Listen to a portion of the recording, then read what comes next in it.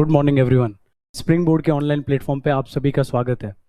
आज हम डिस्कस करेंगे एसआई की टेस्ट सीरीज के राजस्थान ज्योग्राफी के पेपर को। चलिए शुरू करते हैं। हमारा पहला प्रश्न है कि इनमें से कौन सा एक नखलिस्तान या ओएसिस का एग्जाम्पल नहीं है।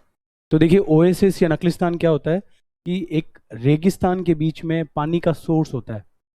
एक पूरे रेगिस्तान के बीच में जहाँ मिट्टी मिट्टी है, वहाँ हल्का सा पानी का सोर्स होगा और वो जमीन थोड़ी उपजाऊ होगी, तो वहाँ पे कुछ वनस्पति भी उगाती है। नखलिस्तान को मरु उद्यान भी कहते हैं क्योंकि मरुस्थल के बीच में वनस्पति मिलती है, मरु उद्यान भी कहलाता है। तो इनमें से कौन सा नहीं है? तो सबसे पहले हम देखते हैं कि जैसे गढ़ीसर है जैसलमेर में, ठीक है, बिल्कुल मरुस्थल के अंदर है। गजनेर है बीकानेर में, मरुस्थल के अंदर है। कोलायत भी है बीकानेर में, मरुस्थल के अंदर। ये जो रेवासा झील है ये सीकर में है। ये एक सलाइन वाटर लेक है, खारे पानी की झील है रेवासा, ये मरुस्थल में नहीं है। ये नखलिस्तान का एग्जाम्पल नहीं है, बाकी तीनों झीलें नखलिस्तान है। आइए अगले प्रश्न की तरफ बढ़ते हैं। अगला इन स्टेटमेंट्स पे विचार करना है और सही उत्तर चूज करना है आपको। जैसे देखिए, 3 जगह दी है, सालीसर, जस्सूसर, मलसीसर। शेखावटी प्रदेश में स्थित है, बिल्कुल ये सीकर चूरू झुंझुनू में ही स्थित है, शेखावटी में। हनुमानगढ़ के निकट घग्गर नदी का जो तल है उसको नाली कहते हैं। बहुत ही कॉमन सा फैक्ट है, हनुमानगढ़ में जो घग्गर नदी जहां से गुजरती है, घग्गर नदी के तल को ही नाली कहते हैं वहां पे लोग। सर्वाधिक प्लाया और खड़ीन झीलें जोधपुर जिले में स्थित है, ये गलत स्टेटमेंट है। सर्वाधिक जो प्लाया और खड़ीन झीलें ये जैसलमेर में स्थित है। क्या होती है ये? टेम्परेरी लेक्स है, अस्थायी झीलें। वैसे देखिए, ज़्यादा बारिश तो होती नहीं, लेकिन फिर भी थोड़ा बहुत जो पानी आता है उस पानी को स्टोर करके रखने की एक टेक्निक है पुरानी। पालीवाल ब्राह्मण होते थे इस क्षेत्र में, पालीवाल ब्राह्मण की टेक्निक है ये। जैसे थोड़ा सा भी अगर ज़मीन में, जैसे यहाँ एक थली होती है जो थोड़ी सी ऊपर उठी होती है, थली के बाद जो वापस जो ढलान है, इसमें ये लोग दीवार बना देते हैं ऐसे। उस दीवार के अंदर बारिश का पानी आके स्टोर हो जाता है, ये कहलाती है खड़ीन। और ऐसी थलियों के बीच का जो पानी है वो कहलाता है प्लाया। तो खड़ीन और प्लाया एक वाटर कंजर्वेशन टेक्निक आप ज़्यादा समझ लो कि जल को संरक्षित करके रखते हैं ये लोग, ठीक। तो अपन क्वेश्चन की तरफ बढ़ते हैं वापस। सेकंड स्टेटमेंट भी करेक्ट है, थर्ड स्टेटमेंट रॉन्ग है क्योंकि जोधपुर की जगह प्लाया और खड़ीन इस्तेमाल होती है कहाँ? जैसलमेर में। तो आपसे पूछा गया है कि सही उत्तर का चयन करना है, केवल ए और बी सत्य है, पहला ही ऑप्शन करेक्ट ऑप्शन है। नेक्स्ट क्वेश्चन की तरफ बढ़ते हैं। अगला क्वेश्चन है कि राजस्थान के भौतिक प्रदेश है ना, फिजिकल रीजन्स, उनका निर्माण काल और किससे बने हैं इसके बारे में बात करते हैं। हाड़ौती का जो पठार है, कोटा बूंदी बारा झालावाड़, क्रिटेशियस पीरियड में बना है। बिल्कुल राजस्थान के देश के पुराने भूभाग में से एक है हाड़ौती का पठार, जो क्रिटेशियस पीरियड में बना है। बेसाल्ट लावा चट्टानों से बना है, बिल्कुल ठीक है, ये लावा की बेसिक रॉक से बना है ये। अगला है पूर्वी मैदानी प्रदेश, ये बना है प्लेस्टोसिन में। मैदानी प्रदेश सबसे नया होता है, ठीक है, और प्लेस्टोसिन सबसे नया काल है। बिल्कुल करेक्ट है कि प्लेस्टोसिन में ही मैदान बने हैं, और कोई भी मैदान हो दुनिया में वो हमेशा सेडिमेंट के डिपॉजिट से बनता है। ज़्यादातर सारे मैदान रिवर के सेडिमेंट डिपॉजिट करने से बनते हैं। अगला है उत्तरी पश्चिमी मरुस्थल। मरुस्थल जो है वो टर्शियरी पीरियड का बना है, बिल्कुल ठीक है, और 33C से बना है, ये भी एकदम करेक्ट है। तीनों ही बातें करेक्ट है। कितनी पंक्तियां सही सुमेलित है? सभी 3। आपका आंसर है नंबर 3। नेक्स्ट क्वेश्चन है कि निम्नलिखित में से कौन सा 1000 मीटर से कम ऊंचाई वाले अरावली पर्वत श्रृंखला के शिखरों का अरावली पर्वत श्रृंखला वर्तमान में चर्चा में है क्योंकि इसकी सरकार ने परिभाषा बदली, सुप्रीम कोर्ट ने उसको वैलिड ठहराया, और इस पे बहुत सारे अभी मूवमेंट स्टार्ट हो रहे हैं। कई सारे NGOs, लोग जो हैं, सिविल सोसाइटीज़ हैं, इसका प्रोटेस्ट कर रही है, ठीक है। तो ये चर्चा में बना है, तो अरावली आपको बहुत अच्छे से प्रिपेयर करना है। आइए प्रश्न की तरफ बढ़ते हैं। प्रश्न पूछे 1000 मीटर से कम ऊंचाई वाली छोटी पर्वत श्रृंखला कौन सी है? जैसे रोजा भाकर 1000 से छोटी है। जरगा है 1431, सबसे ऊंची पहाड़ियों में से एक है जरगा। इसका मतलब पहला ऑप्शन हो गया गलत, क्योंकि आपको ढूंढनी है 1000 मीटर से नीचे। जैसे खो छोटी है, 920 मीटर है खो। टॉडगढ़ छोटी है, 934 है। सज्जनगढ़ भी 1000 से छोटी है, 938। ये तीनों ही चोटियां 1000 मीटर से कम है, तो ये हो गया आपका आंसर। बाकी ऋषिकेश 1017 है, यहाँ फिर जरगा आ गई 1431 है, तो सब में 1000 वाला ऑप्शन है। बस ये सेकंड ऑप्शन जो है, ये तीनों ही चोटियाँ 1000 मीटर से छोटी है। अगले प्रश्न की तरफ बढ़ते हैं। अगला प्रश्न एक पॉपुलर पास की बात कर रहा है, पगलिया घाट। इसको पगलिया नाल या झीलवाड़ा भी कहते हैं। पगलिया घाट को पॉपुलरली पगलिया नाल या फिर झीलवाड़ा भी कहा जाता है। ये जो पगलिया नाल है, ये राजसमंद में स्थित है। ये राजसमंद से कनेक्ट करती है पाली को। इसका मतलब हम कह सकते हैं कि ये मेवाड़ को जोड़ती है मारवाड़ से। तो ये है आपकी पगलिया नाल। देखिए क्वेश्चन क्या है कि दो ऑप्शन दे रखे हैं आपको। पगलिया घाट एक की बात करते हैं, दर्रा है बिल्कुल, पठार है, शिखर है, दर्रा है, यानी ये दो ऑप्शन तो गलत हो गए।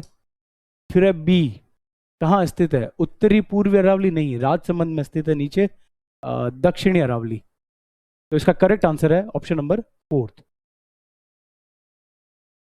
नेक्स्ट क्वेश्चन की तरफ बढ़ते हैं। नेक्स्ट क्वेश्चन है एक भौतिक प्रदेश की निम्नलिखित विशेषताओं पे एक कैरेक्टरिस्टिक बताइए फिजिकल रीजन की, हमको आइडेंटिफाई करना है कि कौन सा रीजन है।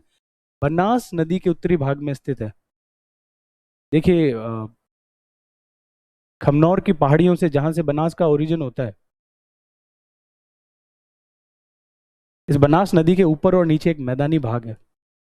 ऊपर वाला मैदान जो है वो मालपुरा करौली का मैदान है। टोंक के पास एक जगह है मालपुरा, तो ये मालपुरा से करौली तक फैला, इसलिए इसको कहते हैं मालपुरा करौली प्लेन्स।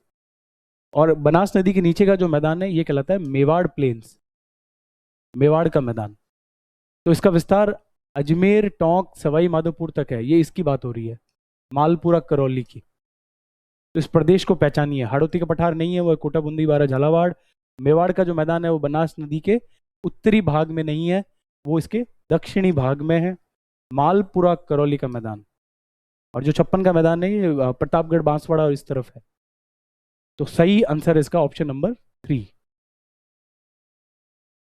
अगला प्रश्न है, कुछ स्टेटमेंट को एग्जामिन करना आपको। जैसे लसाड़िया का पठार जयसमंद झील के पूर्व में स्थित है, एकदम ठीक है। प्रतापगढ़ और सलुम्बर वाला जो क्षेत्र है वहां पर स्थित है ये,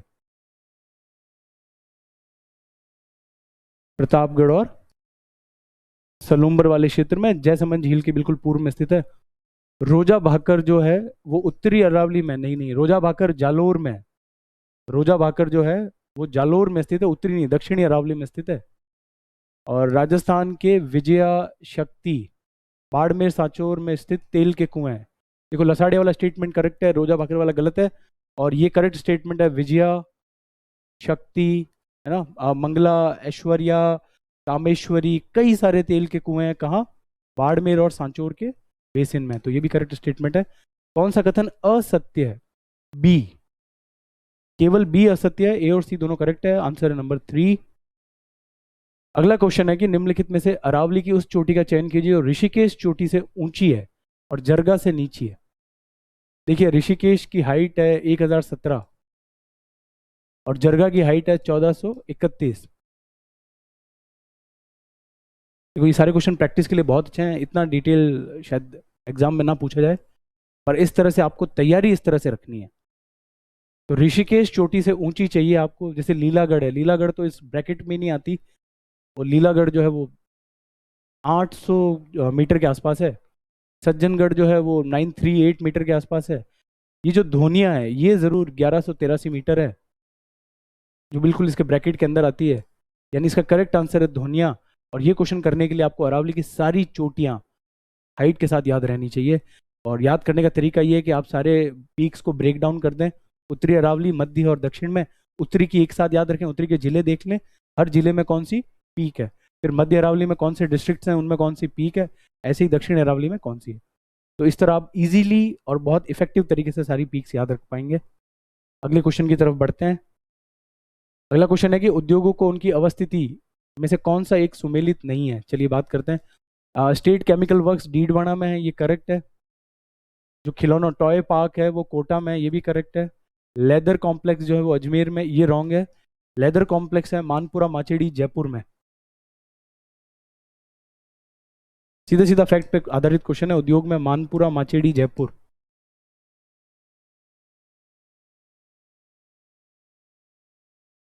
और सिरेमिक कॉम्प्लेक्स जो है वो बीकानेर के खारा में है। तो इसका करेक्ट आंसर होगा ऑप्शन नंबर 3, क्योंकि सुमेलित नहीं पूछा है तो लेदर कॉम्प्लेक्स सुमेलित नहीं है, लेदर कॉम्प्लेक्स होना चाहिए मानपुरा, माचेड़ी, जयपुर। अगला प्रश्न है कि राजस्थान में पहली चीनी मिल किस वर्ष में स्थापित की गई? बहुत सिंपल सा और इंपॉर्टेंट फैक्ट है, 1932 में की गई थी, मेवाड़ शुगर मिल्स।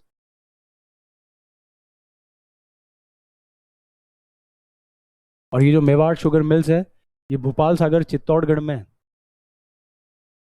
जगह है भोपाल सागर चित्तौड़ में, यहां पे स्थापित की गई राजस्थान की पहली प्राइवेट शुगर मिल थी है। तो किस वर्ष में स्थापित की गई? 1932 में स्थापित की गई। अगला प्रश्न है कि राजस्थान में निम्नलिखित में से कौन सा खनन क्षेत्र मुल्तानी मिट्टी से संबंधित है? ठीक है, अब इजी सा फैक्ट बेस्ड क्वेश्चन है। मिनरल, राजस्थान ज्योग्राफी में ज्यादातर क्वेश्चन सारे आंकड़ों पे, फैक्ट्स पे आधारित है। तो आपको बस आपकी मेमोरी पावर कितनी अच्छी है उससे आप बहुत अच्छे स्कोर कर सकते हैं। और मेमोरी पावर आप बार बार दोहरान करें, फैक्ट्स को मल्टीपल टाइम रिवाइज करें, तब याद हो जाता है। और मिनरल है, पॉपुलेशन है, ये सारे क्वेश्चन, अरावली की जैसे चोटियाँ थी, सब आपकी मेमोरी पर है। तो क्या कपूड़ी में मुल्तानी मिट्टी मिलती है? बिल्कुल, कपूड़ी में मिलती है, पलाना में मिलती है, केसर देशर में मिलती है, मोकासर में नहीं मिलती। तो आपसे पूछा है कि कौन सा संबंधित है, तो ए, बी और डी संबंधित है। तो आपका आंसर है ऑप्शन नंबर 4। अगला प्रश्न है कि सूची 1 को 2 से सुमेलित कीजिए और सही उत्तर का चयन करना है। देखिए, बांध और जिला दे रखा है। जैसे पहला बांध है बांकली, ये बांकली बांध जो है लूणी की सहायक नदी पर है ना, ये जालोर में है। ठीक, जालोर के बॉर्डर पर ही है ये बांध। फिर पचपदरा, पचपदरा बांध है आपका बालोतरा में। देखिए, ए का ऑप्शन है 3, तो ये 2 तो हट गए। बी का है फर्स्ट, तो ये भी हट गया। आपको आंसर तो यही मिल गया आपको, थर्ड ऑप्शन। लेकिन उसके बाद सरदार संबंध देखना है तो आपको पाली में है, तालाबशाही धौलपुर में है। तो करेक्ट आंसर है थर्ड। अगले प्रश्न की तरफ बढ़ते हैं, जो कि दो सूची दे रखी, दोनों को मैच करना है। ये मैच करते हैं। रिवर और उसका ओरिजिन दे रखा है। चंबल नदी का उद्गम कहाँ होता है? कि एमपी में एक जाना पाव की पहाड़ियां हैं, जाना पाव हिल्स, वहां से होता है। आयड नदी का होता है गोगुंदा से। देखिए, ए का है थर्ड, तो ये गया, और बी का है सेकंड, तो आपको आंसर तो यहीं से मिल जाएगा, ऑप्शन एलिमिनेशन से। ठीक है, फिर बाद के भी ऑप्शन आपको देखने हैं। तो उटंगन का सपुत्रा है और माही नदी का मेहन झील है। चलिए, तो इसका करेक्ट आंसर है ऑप्शन नंबर 4। अगले प्रश्न की तरफ बढ़ते हैं। बनास नदी का उद्गम कहाँ से होता है और चंबल में ये किस स्थान पे मिलती है? दोनों ही इंपॉर्टेंट रिवर है। चंबल नदी जो है वो राजस्थान की सबसे लंबी नदी है, और बनास नदी राजस्थान में बहने वाली सबसे लंबी नदी है। तो दोनों की बात करते हैं। बनास नदी का उद्गम खमनौर की पहाड़ियों से होता है, यानी दूसरा गलत है और तीसरा गलत है। फिर है चंबल में कहाँ मिलती है? चंबल में मिलती है सवाई माधोपुर, रामेश्वरम में। बहुत फेमस त्रिवेणी है ये रामेश्वरम। तो ये बहुत ही सिंपल सा और क्वेश्चन है, लेकिन इंपॉर्टेंट क्वेश्चन है। 14 का ऑप्शन है फर्स्ट, खमनौर हिल्स, रामेश्वरम, सवाई माधोपुर। अगला प्रश्न है कि निम्नलिखित में से राजस्थान की कौन सी नदी बंगाल की खाड़ी तंत्र में सम्मिलित नहीं है? देखिए, बहुत घुमाया है क्वेश्चन को कि कौन सी नदी जो है बंगाल की खाड़ी वाली तंत्र में नहीं है। राजस्थान भारत में बहने वाली नदियों को हम कॉन्फ्लुएंस या संगम के आधार पर 3 श्रेणी में बांट सकते हैं। वो नदियां जो अरब सागर में जाके गिरती है, ठीक है, ये लगभग 18% के आसपास भारत की नदियां हैं। वो नदियां जो बंगाल की खाड़ी में गिरती है, 77% के आसपास नदियां, और कुछ नदियां ऐसी जो दोनों तरफ नहीं जाती, वो अंतःस्थलीय निकासी तंत्र में खत्म हो जाती है, यानी इनलैंड डेल्टा बनाती है, इनलैंड रिवर सिस्टम में। वो नदियां 5%। तो देखिए, जैसे एक नदी है गुंजाली, ये है कुराल, ये दोनों ही चंबल की सहायक नदियां।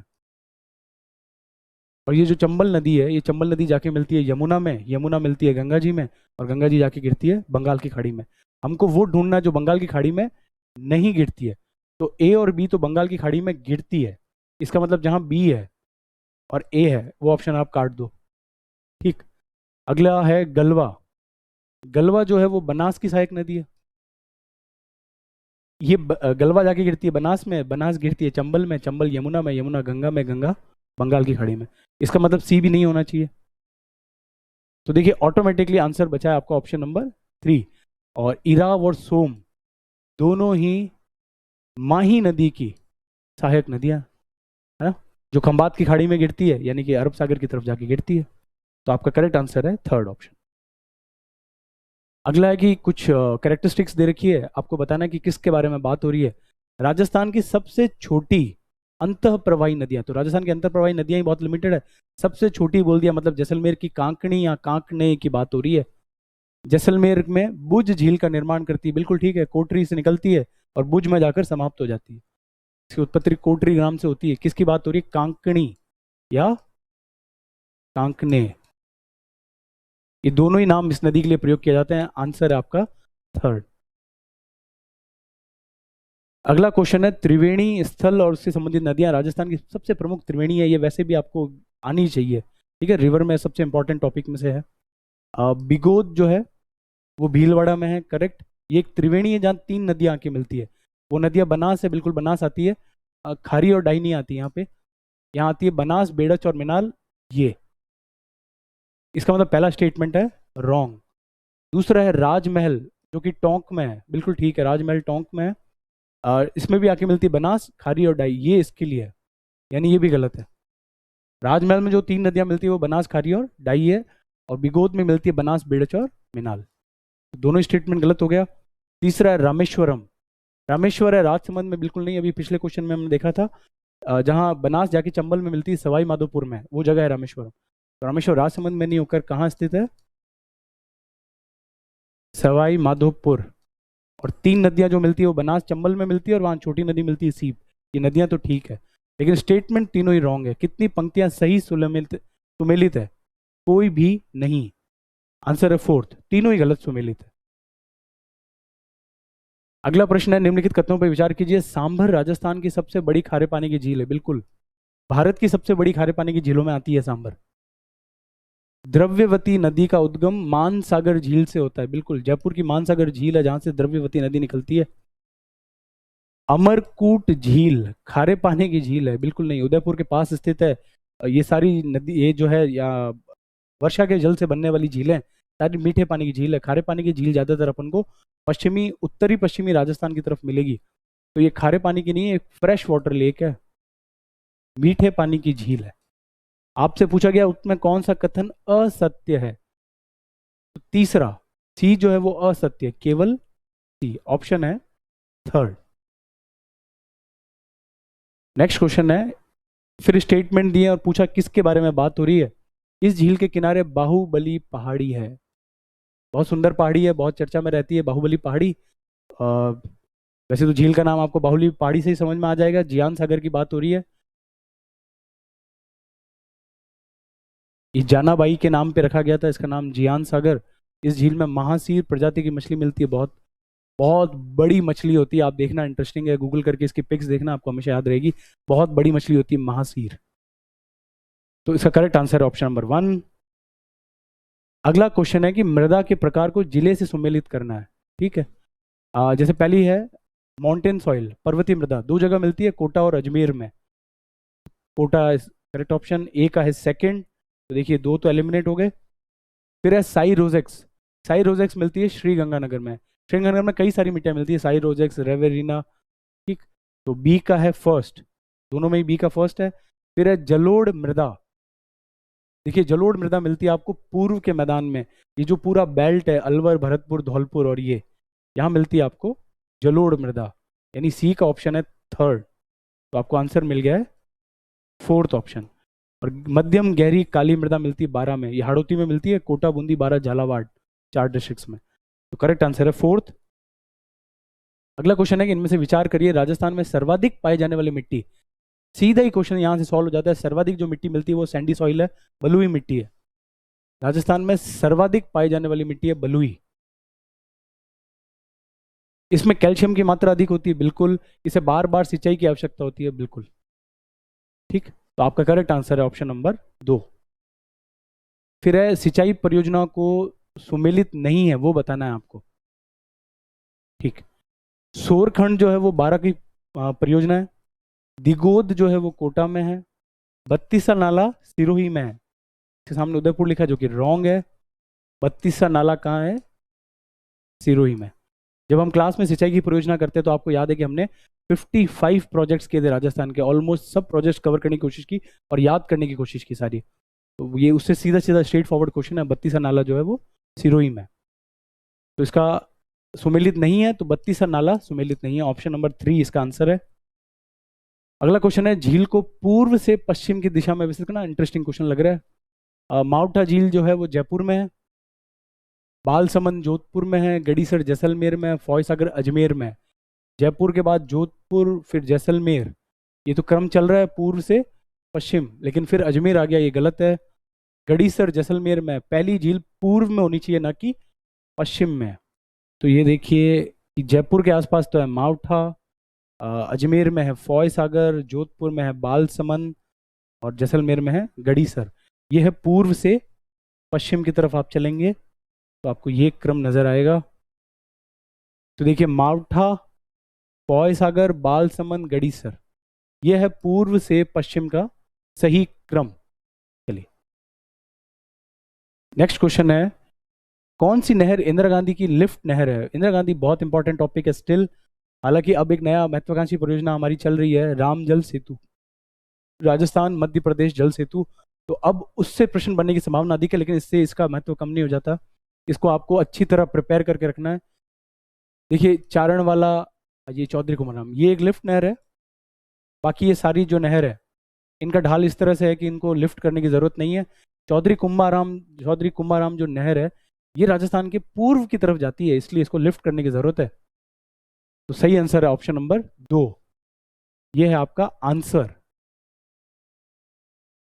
अगला प्रश्न है कि कथनों पे स्टेटमेंट पे विचार करना है। राजगढ़ तारानगर सिद्धमुख परियोजना से सिंचित है। राजीव गांधी नोहर परियोजना इसका नाम है, ठीक है, अब नाम बदल गया, राजीव गांधी परियोजना हो गया सिद्धमुख का नाम। राजगढ़ और तारागढ़ ये चूरू की जगह है, बिल्कुल ये इससे सिंचित है। नाड़ी राजस्थान में जल संरक्षण की एक तकनीक है, लगभग हर गांव के पास एक नाड़ी होती है जहाँ पे वर्षा का जल संरक्षित रखा जाता है।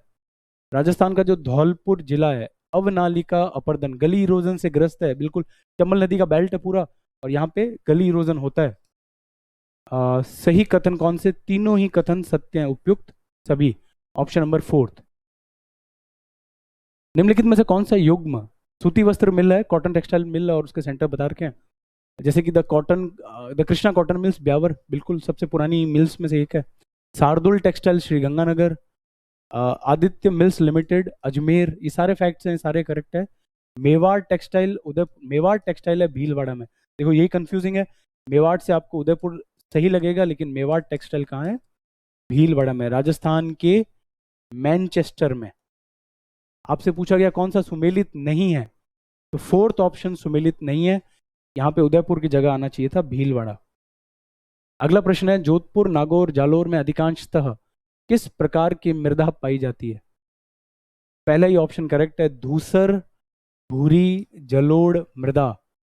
देखिए जो पर्वतीय मृदा है ये मिलती है कोटा अजमेर में, गहरी मध्यम काली मिलती है आपको झालावाड़, कोटा बूंदी बारा झालावाड़ में, और रेवेरिना, साई रोजेम्स ये सब मिलती है आपको श्री गंगानगर की तरफ। जोधपुर, नागौर, जालोर के बेल्ट में मिलेगी आपको ग्रेश ब्राउन एलुवियल सॉइल। तो करेक्ट आंसर है फर्स्ट।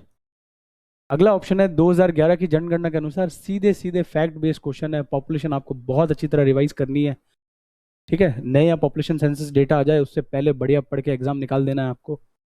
2011 की जो सेंसस है उसके अकॉर्डिंग राजस्थान में अनुसूचित जाति यानी शेड्यूल्ड कास्ट की जनसंख्या की जनसंख्या 10 सालों में, सॉरी 10 सालों में नहीं, डेकेडियल, हाँ 10 सालों में पूछ रहा है, दशाब्दी, दशक की जनसंख्या वृद्धि दर क्या थी?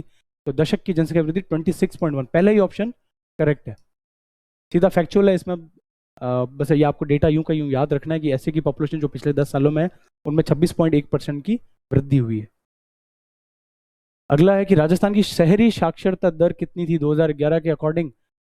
इंपॉर्टेंट है, वैसे भी याद रखना आपको, 79.7 थी, वो भी पहला ही ऑप्शन है, ये भी फैक्ट है, आपको सीधा सीधा याद रखना है पॉपुलेशन से।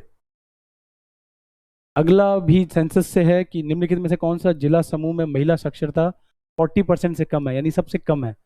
तो ये जो बेल्ट है ये पश्चिमी और दक्षिणी राजस्थान वाला जो बेल्ट है पूरा, इसमें महिला साक्षरता कब से कम है? हाँ, जैसे सीकर में तो नहीं है, सीकर में तो उल्टा ज़्यादा है, जैसलमेर, जालोर और सिरोही, ये सबसे कम बेल्ट है। सबसे कम जनसंख्या साक्षरता जो है महिलाओं की, वो जैसलमेर, जालोर, सिरोही और बाड़मेर और इस तरफ इस बेल्ट में है। ठीक, तो आपका करेक्ट आंसर है ऑप्शन नंबर 2। अगला है बावड़ी तालाब और उसकी लोकेशन से। चलिए देखते हैं। ये भी हमने अलग से किए थे सारे तालाब वाटर कंजर्वेशन चैप्टर में। इंपॉर्टेंट है और बहुत आसान है और इंटरेस्टिंग है। सरीरी तालाब जो है वो भीलवाड़ा में है, ये करेक्ट है। दूध बावड़ी सिरोही में है, ये भी करेक्ट है। भूत बावड़ी अभानेरी में नहीं, भूत बावड़ी है जोधपुर में। रणसी गांव है पिपाड़ के पास, तो भूत बावड़ी आपको मिलेगी कहाँ?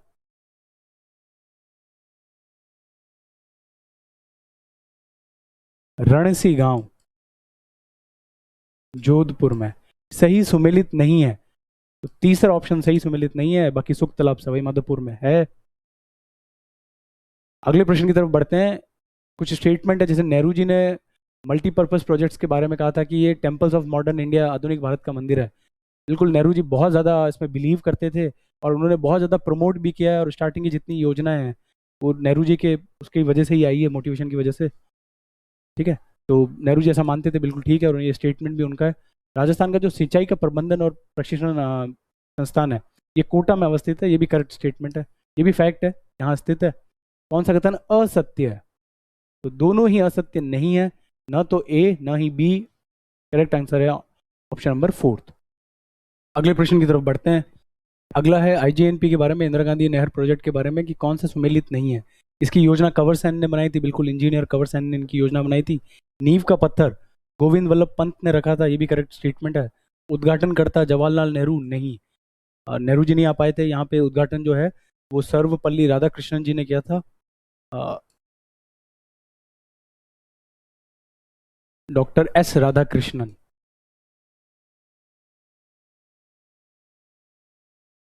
सुमेलित नहीं है, तो सी सुमेलित नहीं है, केवल सी, ऑप्शन नंबर फर्स्ट। अगला प्रश्न है कि जनगणना 2011 के अनुसार निम्नलिखित में से कौन सा समूह सर्वाधिक पुरुष साक्षरता झुंझुनू में है? फिर कोटा और फिर जयपुर में, और इस तरह उसका ट्रेंड है। तो देखिए, उदयपुर में नहीं, उदयपुर नहीं, कोटा, झुंझुनू। झुंझुनू, कोटा और जयपुर, यहाँ के पुरुष सबसे ज्यादा पढ़े लिखे हैं। अगला प्रश्न है, जनगणना 2011 के अनुसार राजस्थान में निम्नलिखित में से कौन सा समूह औसत न्यूनतम लिंगानुपात वाले जिले को अभिव्यक्त करता है? ठीक है, औसत जो सबसे न्यूनतम लिंगानुपात है वो एक तो सबसे पूर्व में है और फिर सबसे पश्चिम में है। सबसे पूर्व में है धौलपुर की तरफ, और सबसे पश्चिम में है जैसलमेर की तरफ, फिर है करौली। ठीक है, पहला ही ऑप्शन एकदम करेक्ट है। आपको याद रखना कि न्यूनतम लिंगानुपात जो है वो एकदम एक्सट्रीम ईस्ट में है और एक्सट्रीम वेस्ट में है, धौलपुर और जैसलमेर, और फिर है Karauli. Option number first correct answer है। अगला क्वेश्चन भी जनगणना 2011 पे आधारित है। राजस्थान की जनसंख्या में अनुसूचित जनजाति का प्रतिशत 13.5 है, करेक्ट है। ठीक है, शेड्यूल ट्राइब्स की बात हो रही है, एसटी की। एसटी का पॉपुलेशन जो है 13.5% है। इसका सर्वाधिक प्रतिशत उदयपुर में है, ये स्टेटमेंट रॉन्ग है। इसका सर्वाधिक प्रतिशत जो है वो उदयपुर से भी नीचे बांसवाड़ा में है। ठीक है, संख्या उदयपुर में है, प्रतिशत की बात हो रही है, प्रतिशत उदयपुर में नहीं है, वो कहाँ है? बांसवाड़ा। तो पहला स्टेटमेंट है रॉन्ग। दूसरा है, राजस्थान की जनसंख्या में अनुसूचित जाति है ना, शेड्यूल कास्ट एससी का प्रतिशत 17.18 है। नहीं नहीं, देखिए बहुत क्लोज आपको दिखा रहे हैं ताकि ये आप गलत कर दें। 17.18 नहीं है, 17.8 है। तथा इनका सर्वाधिक प्रतिशत जयपुर में है। देखिए फिर वही बात है, प्रतिशत जयपुर में सर्वाधिक नहीं है, जनसंख्या जयपुर में सर्वाधिक है इनकी। इनका प्रतिशत सर्वाधिक है श्रीगंगानगर में। शेड्यूल ट्राइब जो है वो राजस्थान के ठीक दक्षिण में है, और शेड्यूल कास्ट जो है राजस्थान के ठीक उत्तर में। तो दूसरा स्टेटमेंट भी रॉन्ग है। अनुसूचित जाति की तुलना में अनुसूचित जनजाति का लिंगानुपात कम है, ये भी उल्टा है। अनुसूचित जाति का लिंगानुपात जो है वो ज्यादा है, जनजाति का लिंगानुपात कम है। तो इसमें से कौन सा कथन असत्य है? तीनों ही कथन असत्य है। करेक्ट ऑप्शन है इसका फोर्थ। अगला प्रश्न है कि 2011 फिर जनगणना पे सवाल है कि राजस्थान में जनसंख्या के संदर्भ में निम्नलिखित कथनों का एग्जामिन करना है आपको कुछ। जैसे ग्रामीण जनसंख्या शहरी जनसंख्या से ज्यादा है, बहुत ही सिंपल सी बात है, बिना उसके भी आपको पता चल जाएगी कि हाँ ग्रामीण जनसंख्या शहरों की जनसंख्या से ज्यादा है। ग्रामीण जनसंख्या की जनसंख्या वृद्धि दर, मतलब गांव में जिस दर से जनसंख्या बढ़ रही है, और नगरीय जनसंख्या वृद्धि दर से अधिक है, रॉन्ग। शहरों की जनसंख्या वृद्धि दर ज्यादा होती है, गांव की कम होती है। लेकिन गांव की जनसंख्या फिर भी क्यों ज्यादा है? क्योंकि गांव संख्या में ज्यादा है, शहर कम होते हैं। शहरों की जो वृद्धि दर है वो लगभग है 29% के आसपास, और गांव की है सिर्फ 19% के आसपास। ठीक, तो पहला स्टेटमेंट तो करेक्ट है और दूसरा रॉन्ग है। कथन ए सत्य है जबकि बी असत्य है। तो आपका आंसर है ऑप्शन नंबर 2। अगला प्रश्न है कि राजस्थान की जनसंख्या के संदर्भ में निम्नलिखित कथनों में, फिर जनसंख्या पे सवाल है। राजस्थान राज्य की जनसंख्या नीति की घोषणा 20 जनवरी 2000 को की गई। करेक्ट है, सिंपल सा फैक्ट है, इंट्रोडक्शन में पढ़ते हैं हम। बाड़मेर और चूरू केवल दो ही जिले हैं जिसमें साक्षरता की दर में कमी आई है, बिल्कुल ठीक है। बाड़मेर और चूरू में साक्षरता में, मैं समझाते हुए समझाता भी हूँ कि बाड़मेर में अब इतना पैसा आ गया है कि उनको पढ़ने की जरूरत ही नहीं है। लोग पढ़ते हैं ताकि वो अच्छा फ्यूचर बनाए, जॉब लगे, लेकिन बाड़मेर में इतना पैसा है। तो आप याद रखना कि बाड़मेर और चूरू में ये दो ही जगह ऐसी जहाँ साक्षरता की दर में कमी आई है। भारत में पुरुष और महिला साक्षरता दर के बीच सर्वाधिक अंतर राजस्थान में। इसका मतलब यह है कि अ, भारत में राजस्थान एक ऐसा राज्य है जिसके पुरुष सबसे ज्यादा पढ़े और महिलाएं सबसे कम पढ़ी। ये जो गैप है बीच में, ये और किसी स्टेट में इतना नहीं है। ये भी एक खराब स्थिति है। राजस्थान में औसत शिशु लिंगानुपात से कम शिशु लिंगानुपात वाले लगभग 12 जिले हैं। ये भी करेक्ट फैक्ट है, ये सब फैक्ट है, आपको ऐसे कैसे याद रखना है। तो इसमें पूछा कि कौन से कथन सत्य हैं? उपयुक्त सभी, सारे कथन सत्य है, ऑप्शन नंबर 4। फिर क्वेश्चन है कि भौतिक प्रदेश, क्षेत्रफल और उसके साथ में मृदा की बात कर रहे हैं। तो अरावली प्रदेश जो है वो भारत राजस्थान के 6.89% पे फैला है। पहले ही बात गलत है, अरावली फैला है 9% पे, ये रॉन्ग है। अरावली कितने में है? 9। हाँ, मिट्टी वहाँ कौन सी मिलती है? बिल्कुल, वहाँ पे माउंटेन सॉइल मिलती है, पर्वतीय मृदा। पूर्वी मैदानी प्रदेश जो है ये 23% पे है, ये करेक्ट है। 23% पे होने के बावजूद 39% पॉपुलेशन होल्ड करके रखते हैं। सबसे ज़्यादा पॉपुलेशन मरुस्थलीय क्षेत्र में 40, उसके बाद 39 इन्हीं मैदानों में। मैदानों में यही कछारी मिट्टी मिलती है, बिल्कुल ठीक है, एलुवियल सॉइल है कछारी मिट्टी, यानी जलोढ़ मृदा। हाड़ौती के पठार जो है वो 9% से, बिल्कुल हाड़ौती का पठार सबसे कम एरिया है, हाड़ौती का पठार है 6.89%। और मिट्टियाँ काली, मध्यम गहरी काली मिट्टी मिलती है। पहला गलत है, ए गलत है और सी। पूछा है कितनी पंक्तियां सही सुमेलित है? सिर्फ एक, बी। आंसर है आपका ऑप्शन नंबर फर्स्ट। अगला है कि निम्नलिखित स्टेटमेंट में से कौन सा स्टेटमेंट जो है वो इनकरेक्ट है? जरगा पहाड़ी 1431 मेवाड़ अरावली की सर्वोच्च चोटी है, करेक्ट, मेवाड़ की सर्वोच्च है। दिल्ली महासमूह की जो चट्टानें हैं, 3 चट्टानें हैं इस महासमूह में, अलवर अलवर ग्रुप है, अजबगढ़ ग्रुप है और रायलो ग्रुप है, ये भी करेक्ट स्टेटमेंट है। गिरवा की पहाड़ियां जो है वो सॉसर शेप की है, तस्तरी नुमा प्लेट के आकार की है, ये भी करेक्ट स्टेटमेंट है। गिरवा की पहाड़ियां जो है वो दोहरी तस्तरी नुमा है। गुहिया नदी लूणी नदी की एकमात्र दाईं तरफ से आने वाली नदी है। लूणी नदी में एकमात्र जो दाईं तरफ से नदी आती है वो नागौर से आती है और जोधपुर में आके मिलती है जोजरी।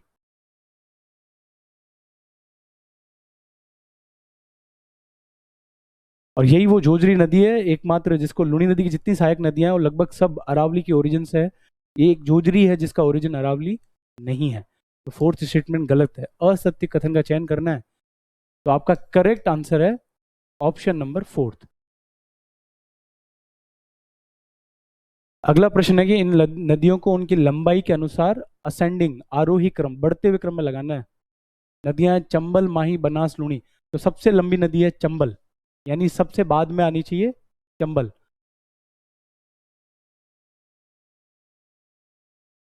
ऑप्शन सीधा ही क्वेश्चन कॉमन सेंस पे सॉल्व हो जाता है। आरोही क्रम यानी बढ़ते हुए क्रम में, यानी बढ़ते हुए क्रम में मतलब कि आखिर में वो नदी आनी चाहिए जो सबसे लंबी नदी है। तो इन नदियों में सबसे लंबी नदी है चंबल। तो आपका आंसर हो जाएगा ऑप्शन नंबर 2। अगले प्रश्न की तरफ बढ़ते हैं। यह क्षेत्र मुख्यतः, देखो एक विशेषताएं बताइए, अब आपसे पूछा जा रहा है कौन से क्षेत्र की बात हो रही है। तो ये क्षेत्र मुख्यतः झालावाड़ में है। ठीक, तो बाकी सारे रीजन हटा दो आपके दिमाग में। यानी अब क्या हो सकता है, ये हाड़ौती हो सकती है, ये है ना, शाहबाद हाईलैंड हो सकता है। और झालावाड़ में नहीं, शाहबाद हाईलैंड तो आपको पता है कि 12 में। डग गंगाधर की बात हो सकती है। यहाँ काली मिट्टी मिलती है, बिल्कुल डग गंगाधर की बात है। सोयाबीन मसाले फसलों का अधिक, स्पाइसेस क्रॉप उगती है और सोयाबीन की बात हो रही है डग गंगाधर की। शाहबाद जो है वो 12 में है, इसके ठीक पास में है, उसमें भी ये क्वालिटीज हैं। और मेवाड़ का मैदान और मालपुरा करौली का मैदान तो बनास नदी के उत्तर दक्षिण में है। इसका करेक्ट आंसर है ऑप्शन नंबर 2। अगले प्रश्न की तरफ बढ़ते हैं। अगला प्रश्न है, इनमें से कौन सा सही सुमेलित नहीं है। चलिए बात करते हैं कौन सा सही सुमेलित नहीं है। एरिडीसोल, ठीक है, जोधपुर और बीकानेर, ये करेक्ट है। एरिडीसोल मरुस्थल में ही पाई जाती है, एरिड रीजन्स में। फिर है अल्फीसोल। अल्फीसोल राजस्थान के दक्षिण में मिलती है, बिल्कुल ठीक है, उदयपुर चित्तौड़गढ़ इस एरिया में। इंसेप्टिसोल राजसमंद डूंगरपुर में, राजसमंद और डूंगरपुर में यही मिलती है एल्फिसोल। इंसेप्टिसोल मिलती है पूर्व के मैदानों में, जयपुर के तरफ अरावली के पूर्व में जो मैदान है इस एरिया में मिलती है इंसेप्टिसोल। कौन सा सही सुमेलित नहीं है, तीसरा ऑप्शन सही सुमेलित नहीं है। वर्टिसोल मिलती है बूंदी बारा कोटा झालावाड़ में, वर्टिसोल यानी काली मिट्टी। तो तीसरा ऑप्शन आपका करेक्ट आंसर है। अगला प्रश्न है कि 1018 मिलीबार की समदाब रेखाएं जनवरी माह में कहाँ से गुजरती है। इन सर्दियों में प्रेशर की कंडीशन क्या रहती है। तो देखो सर्दियों के समय राजस्थान से 2 समदाब रेखाएं निकलती है।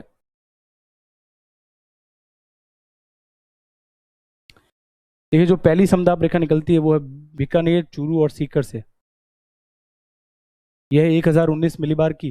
दूसरी निकलती है जैसलमेर, जोधपुर, पाली, राजसमंद, झालावाड़ से। ये तो है 1019 मिलीबार की और ये है 1018 मिलीबार की।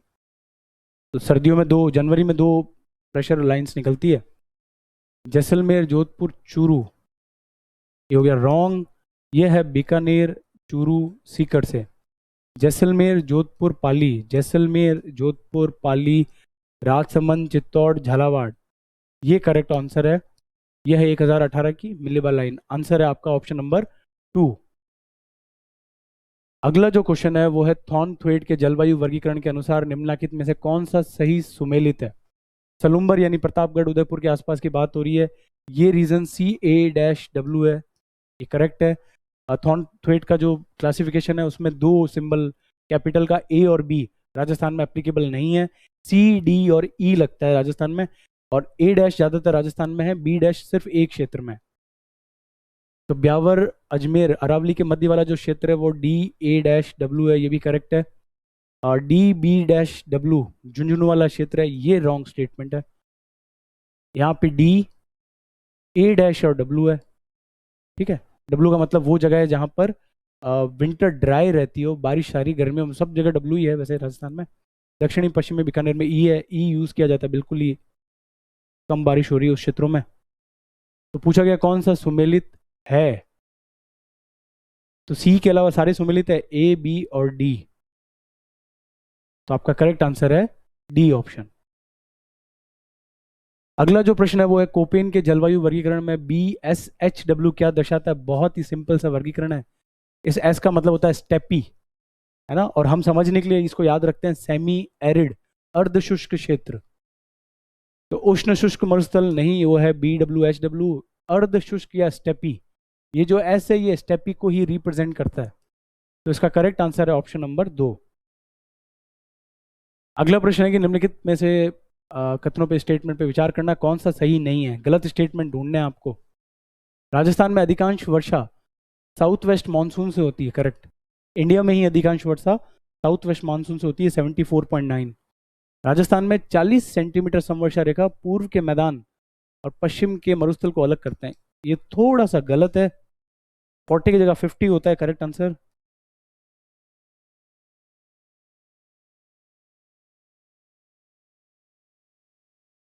देखिए हमारे राजस्थान के मध्य में यहाँ अरावली पर्वतमाला, अरावली के ठीक बीच में यहाँ है 50 सेंटीमीटर की आइसो हाइट लाइन, और ये जो 40 की आइसो हाइट लाइन है ये इस तरफ है। ये कह रहे हैं कि 40 वाली लाइन जो है पूर्व के मैदान और पश्चिम के मरुस्थल को अलग करती है। नहीं नहीं, 40 वाली लाइन अरावली और मरुस्थल को अलग करती है। 50 वाली लाइन जो है वो पूर्व के मैदान और इसको अलग करती है। तो दूसरा स्टेटमेंट जो है वो रॉन्ग हो गया है। अगला है कोपेन के जलवायु वर्गीकरण में डब्लू का मतलब शुष्क शीत है, विंटर ड्राई, बिल्कुल ठीक है।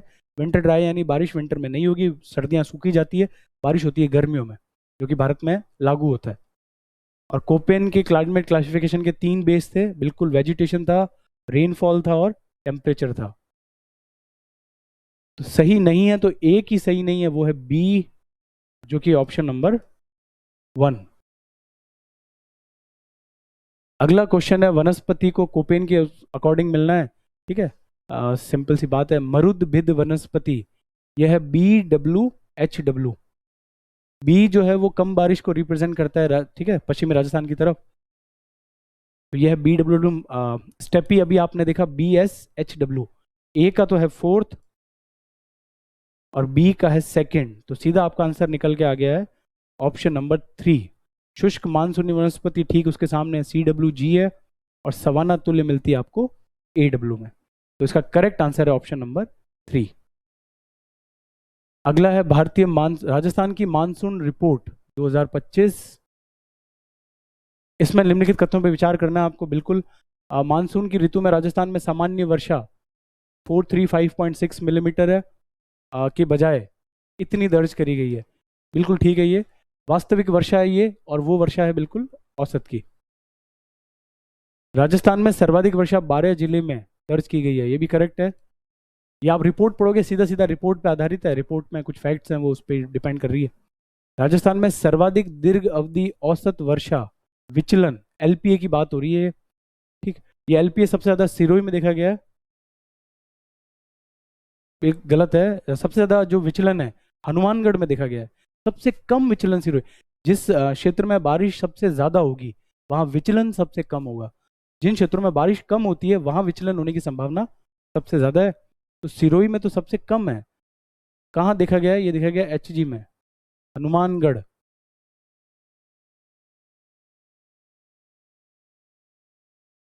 सत्य कथन को पहचानना है, सत्य कथन है A और B, केवल A और B। पहला ऑप्शन करेक्ट ऑप्शन है। अगला प्रश्न है कि औसत वार्षिक वर्षा के संदर्भ में निम्नलिखित में से कौन सा आरोही क्रम में, असेंडिंग ऑर्डर में, बढ़ती हुई बारिश।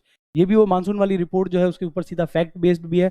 और अगर आप जानना भी चाहो तो आपको पता है कि 2 ट्रेंड होते हैं, दक्षिण से उत्तर जाते वक्त बारिश कम होनी चाहिए, पूर्व से पश्चिम जाते वक्त बारिश कम होनी चाहिए। उसके आधार पर आप एलिमिनेशन पे कर सकते हो। और ये क्वेश्चन सीधा सीधा फैक्ट बेस है कि सबसे आरोही क्रम यानी बढ़ते हुए क्रम में बारिश कहाँ ज़्यादा होती है। तो इसका करेक्ट आंसर है ऑप्शन नंबर 3। चूरू से ज़्यादा बारिश होती है झुंझुनू में, इससे ज़्यादा जालोर में, और जालोर से ज़्यादा अलवर में, ठीक है। जालोर में 485 कुछ के आसपास है, और अलवर में 515, ये सब मिलीमीटर में से ज़्यादा बारिश है। ये सब आपको मानसून वाली रिपोर्ट वाले फैक्ट्स याद करके ये क्वेश्चन वहाँ से सॉल्व होगा। नेक्स्ट क्वेश्चन है स्टेटमेंट और रीजन के बारे में। कोपेन ने जो उपोष्ण उपाद्र जलवायु की बात करी है ना, सब ट्रॉपिकल सब ह्यूमिड क्लाइमेट रीजन, वो कह रहे हैं कि वहां पे कृषि उत्पादकता और जनघनत्व अधिक पाया जाता है। जहां भी कृषि उत्पादकता ज्यादा होगी वहां जनघनत्व ऑटोमेटिकली ज्यादा पाया जाएगा। यहाँ उपजाऊ जलोढ़ मृदा पाई जाती है, बिल्कुल करेक्ट है। फर्टाइल एलुवियल सॉइल मिलती है, जलोढ़ मृदा की वजह से कृषि उत्पादकता ज्यादा, कृषि उत्पादकता की वजह से जन घनत्व ज्यादा, दोनों ही बातें करेक्ट है। A और R सही है, और R A की सही व्याख्या भी कर रहा है। अगला प्रश्न है 53। नीचे देखिए 2 स्टेटमेंट्स दिए गए हैं और करेक्ट स्टेटमेंट चूज करना है। पहला स्टेटमेंट है कि वायुमंडल की जो आर्द्रता है उसके कम होने और भूमि की आर्द्रता के बढ़ने के कारण मानसून निवर्तन के समय अचानक तापमान बढ़ता है। देखिए मानसून का लौटना, निवर्तन, उस समय क्या होता है कि जब 4 महीने मानसून रहता है तो अच्छी खासी बारिश होती है ना, हवाओं में, वायुमंडल में आर्द्रता होती है। वो 4 महीने जब बारिश होती है तो वो सारी आर्द्रता जाती है भूमि पर। तो अब क्या होता है कि जब मानसून लौट रहा होता है तो वायुमंडल से आर्द्रता चली जाती है, लेकिन भूमि में आर्द्रता बनी रहती है। ठीक है, तो यहाँ हीट ट्रैप होती है। इसको कहते हैं कार्तिक हीट, यानी इस समय गर्मी बढ़ जाती है। मानसून जब लौट रहा होता है सितंबर लास्ट में, तब भूमि में आर्द्रता ज़्यादा होती है, वायुमंडल में नहीं होती, इस वजह से गर्मी बढ़ती है, जिसको कहा जाता है कार्तिक हीट। यानी स्टेटमेंट फर्स्ट करेक्ट है। केंद्र में निम्न दाब और परिधि में उच्च वायु दाब के कारण गर्मियों में धूल भरी और चक्रवाती हवाएं चलती है। बिल्कुल ठीक। कैसे? देखिए, मान लीजिए कोई जगह है जहां पर निम्न दाब है, लो प्रेशर है। हम बात कर रहे हैं ग्रीष्म ऋतु की, गर्मियों में हवाएं गर्म होती है, गर्म हवाएं हल्की होती है, लाइटर, हल्की हवाएं उड़ती है ऊपर की तरफ। जब किसी स्थान से हवाएं गर्म हल्की होके ऊपर चली जाती है, तो उस स्थान पे हवाओं का दाब कम हो जाता है, वहां बनता है लो प्रेशर, निम्न दाब। और इस निम्न दाब के आसपास वो सारी जगहें जहां पर हाई प्रेशर है, वो हाई प्रेशर से लो प्रेशर की तरफ एयर फ्लो करना शुरू करती है। ठीक। और ये हवाएं देखो जानी तो चाहिए इस तरह, high pressure to low pressure. लेकिन आपको पता है कि हवाओं के चलने में एक बल का और रोल है, उसका नाम है कोरियोलिस फोर्स। अगर ये सिचुएशन उत्तरी गोलार्ध की है, नदर्न हेमिस्फीयर, तो कोरियोलिस फोर्स हवाओं को मोड़ देगा उनके दाईं तरफ, राइट साइड में। यानी जो एयर जानी चाहिए हाई प्रेशर से लो प्रेशर, ये हवा मुड़ जाएगी अपने राइट साइड में, ये हवाएं भी मुड़ेगी अपने राइट साइड में। तो इस तरह हवाएं सीधी ना चलकर एक चक्रीय क्रम में चलती है, तो इसको कहते हैं चक्रवात, साइक्लोन। तो गर्मियों की ऋतु में जहां लो प्रेशर बनता है, उसके आसपास जहां भी हाई प्रेशर होता है, वहां से हवाएं यहाँ लो प्रेशर को पूरा करने आती है, और ये हवाएं जो है साइक्लिक मोशन करती है, चक्रवात। तो दोनों स्टेटमेंट करेक्ट है। सही उत्तर चुनना है आपको, तो कथन ए और दो दोनों ही सही है, ऑप्शन नंबर 2। अगले प्रश्न की तरफ बढ़ते हैं। 54, राजस्थान के संदर्भ में कौन से युग्म सही सुमेलित है? ठीक है, खनिज का क्वेश्चन। मैं आपको कहता खनिज, पॉपुलेशन, ये ऐसे चैप्टर है जिसमें आपको बार बार रिवाइज करना है। तो तांबा अकावली में मिलता है, करेक्ट। लोह अयस्क की एक साइट लीलोटी है, करेक्ट। टंगस्टन मिलता है नाना कराब में, करेक्ट। मैंगनीज सिंदेसर खुर्द में, गलत। सिंदेसर कला और खुर्द ये दोनों ही जाने जाते हैं एक ट्रायो के लिए। आपको पता है कि 3 खनिज हमेशा एक साथ मिलते हैं, lead, zinc, silver. Lead, zinc, silver, सीसा, जस्ता एवं चांदी। तो सिंदेसर कला और सिंदेसर खुर्द, यहां आपको मिलेंगे लेड, जिंक और सिल्वर, न कि मैंगनीज। तो सही उत्तर का चयन करना है कि कौन सा सही सुमेलित है। ए सही सुमेलित है, बी और सी। तो आपका आंसर है ऑप्शन नंबर 3। अगले प्रश्न की तरफ बढ़ते हैं। निम्नलिखित युग्मों में से कौन सा सही सुमेलित नहीं है? फिर बात करी जा रही है किसकी? मिनरल्स की। तो खेड़ा मुंडियावास में सोना मिलता है, बेदावल की पाल में तांबा मिलता है ना, लील वाणी में मैंगनीज मिलता है, ये भी करेक्ट है। काला खूंटा में टंगस्टन मिलता है, ये गलत है। टंगस्टन आपको दूसरी जगहों पे मिलता है ना, जैसे देवा का मगरा, है ना, इस तरह की जगह पे है टंगस्टन, न कि काला खूंटा में। तो सही सुमेलित नहीं है, फोर्थ ऑप्शन जो है वो सही सुमेलित नहीं है। अगला क्वेश्चन है कि निम्नलिखित को सुमेलित करना है, ठीक है। एस्बेस्टस कहाँ मिलता है? तो सलापोर्ट नहीं बोलूंगा, ये मिलता है पीपरदा में, ए का है थर्ड। दो ऑप्शन एलिमिनेट हो गए।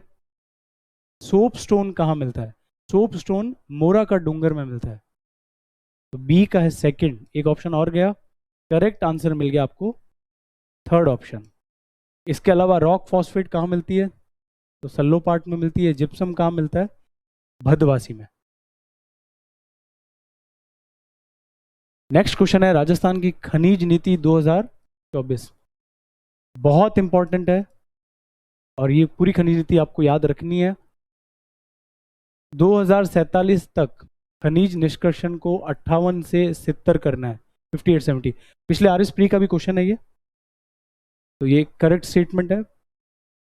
पूर्व निर्धारित स्वीकृति के साथ 50 प्रमुख खनिज ब्लॉक की नीलामी करना है, ये भी करेक्ट स्टेटमेंट है। ठीक है, क्योंकि हम बढ़ा रहे हैं अब दायरा हमारा। खनन की जो रियायत क्षेत्र है उसको 2047 तक कुल भूमि के 2% तक बढ़ाना है, बिल्कुल ठीक है, क्योंकि हमारे पास खनिज है बहुत ज़्यादा, एरिया है ज़्यादा, लेकिन हम सारे एक्सप्लोर कर ही नहीं पा रहे हैं। तो अब हम धीरे धीरे करके हमारा दायरा भी बढ़ाएंगे। अगला स्टेटमेंट है कि 2047 तक खनन क्षेत्र में प्रत्यक्ष और अप्रत्यक्ष रूप से 2 करोड़ से अधिक लोगों को रोजगार देना। बस ये स्टेटमेंट गलत है, 2 करोड़ की जगह है 1 करोड़। कितने लोगों को रोजगार देने का लक्ष्य रखा है हमने, डायरेक्टली इनडायरेक्टली 1 करोड़ लोगों को। तो ये बात ठीक नहीं है, बाकी ए बी सी तीनों करेक्ट स्टेटमेंट है। तो आपसे पूछा भी ये गया कि कौन सा शामिल नहीं है, तो डी जो है वो रॉन्ग है, ऑप्शन नंबर 2। अगला क्वेश्चन है राजस्थान की रिफाइनरी के बारे में। देखिए, इंदिरा गांधी नहर, राम जल सेतु, राजस्थान रिफाइनरी, राजस्थान के सारे एम्बिशियस प्रोजेक्ट्स हैं, इनके बारे में हमें सब कुछ पता होना चाहिए ना। राजस्थान की सबसे इंपॉर्टेंट परियोजना है। राजस्थान की जो रिफाइनरी है वो HPCL और राजस्थान सरकार के मध्य 74 और 26% की हिस्सेदारी का संयुक्त उद्यम है, करेक्ट स्टेटमेंट। सबसे पहली बात यही है। इस परियोजना की संशोधित लागत जो इस साल इसमें करी गई फाइनेंशियल ईयर में, वो 72937 करोड़ है, ये भी करेक्ट है। और ये ऋण इक्विटी अनुपात 2:1 द्वारा वित्त पोषित किया गया है, दोनों स्टेटमेंट करेक्ट है। यह BS5 मानक के उत्पाद के साथ पेट्रोकेमिकल कॉम्प्लेक्स के साथ एकीकृत, BS5 आया ही नहीं कभी, BS4 के बाद सीधा BS6 आया, तो ये स्टेटमेंट गलत है। कथन 3 यहाँ होगा BS6। सही विकल्प का चयन करना है, 1 और 2 सत्य और 3 असत्य, 1 और 2 सत्य और 3 असत्य, पहला ही ऑप्शन आपका करेक्ट आंसर है। अगला जो प्रश्न है वो है सेनपुरी, जाहिर का केरा, राम सिंहपुरा, गिरडा जिस खनिज और खनन के लिए प्रसिद्ध है वो है बेराइट्स। अब आपको इस तरह के फैक्ट्स आपको याद रखने होंगे। हर बार जो भी RPSC एग्जाम्स करवा रही है उन एग्जाम का भी ध्यान रखना है कि किस तरह के मिनरल पे क्वेश्चन पूछे जा रहे हैं, क्योंकि मिनरल इतना बड़ा चैप्टर है और इतनी सारी साइट्स और मिनरल्स हैं। राजस्थान तो खनिजों का अजायब घर है, सब याद रख पाना संभव नहीं है। तो जो रेलेवेंट है, करंट में जो चल रहे हैं, उनके अगर आप पकड़ बना के रखें तो प्रीवियस ईयर पेपर्स देखते रहें। तो इसका करेक्ट आंसर है बेराइट्स, इसको नोट्स में ऐड कर लें आप। अगला प्रश्न है राजस्थान के खनिजों के संदर्भ में निम्नलिखित कथनों पर विचार करना है। राजस्थान में सर्वाधिक कोयला बिटुमिनस प्रकार का पाया जाता है, बिल्कुल गलत। भारत में पाया जाने वाला कोयला है बिटुमिनस। राजस्थान में एक ग्रेड नीचे मिलता है लिग्नाइट। देखिए, कोयले की 4 प्रमुख किस्में होती है, एंथ्रासाइट सबसे बढ़िया, फिर बिटुमिनस, उसके बाद फिर लिग्नाइट, और सबसे निम्नतम क्वालिटी का कोयला होता है पीट। राजस्थान में जो कोयला पाया जाता है वो है लिग्नाइट। पूरे इंडिया में 98% कोयला बिटुमिनस है, 2% जो कोयला है हमारे पास वो लिग्नाइट है, दोनों राजस्थान के पास है। तो सर्वाधिक जो कोयला बिटुमिनस है, ये रॉन्ग स्टेटमेंट है। कौन सा है हमारे पास? लिग्नाइट। विजया, शक्ति, दुर्गा, कामेश्वरी बाड़मेर में स्थित पेट्रोलियम के कुएं हैं। ठीक, पहला ऐसा ही क्वेश्चन आ चुका है जिसमें ये सारे कुएं के नाम लिए गए थे। काला संगमरमर जो है वो जयपुर के पास कोटपुतली बहरोड जिले में है, बिल्कुल करेक्ट स्टेटमेंट है ये। कौन सा सही कथन है? सही है बी और सी, करेक्ट ऑप्शन है थर्ड। अगले प्रश्न की तरफ बढ़ते हैं। अगला है मैच कराने आपको मिनरल को उनकी लोकेशन के साथ। तो वोलेस्टोनाइट जो है ये मिलता है बेल के मगरे में, ए का है ऑप्शन नंबर थर्ड। तो 2 ऑप्शन एलिमिनेट हो गए।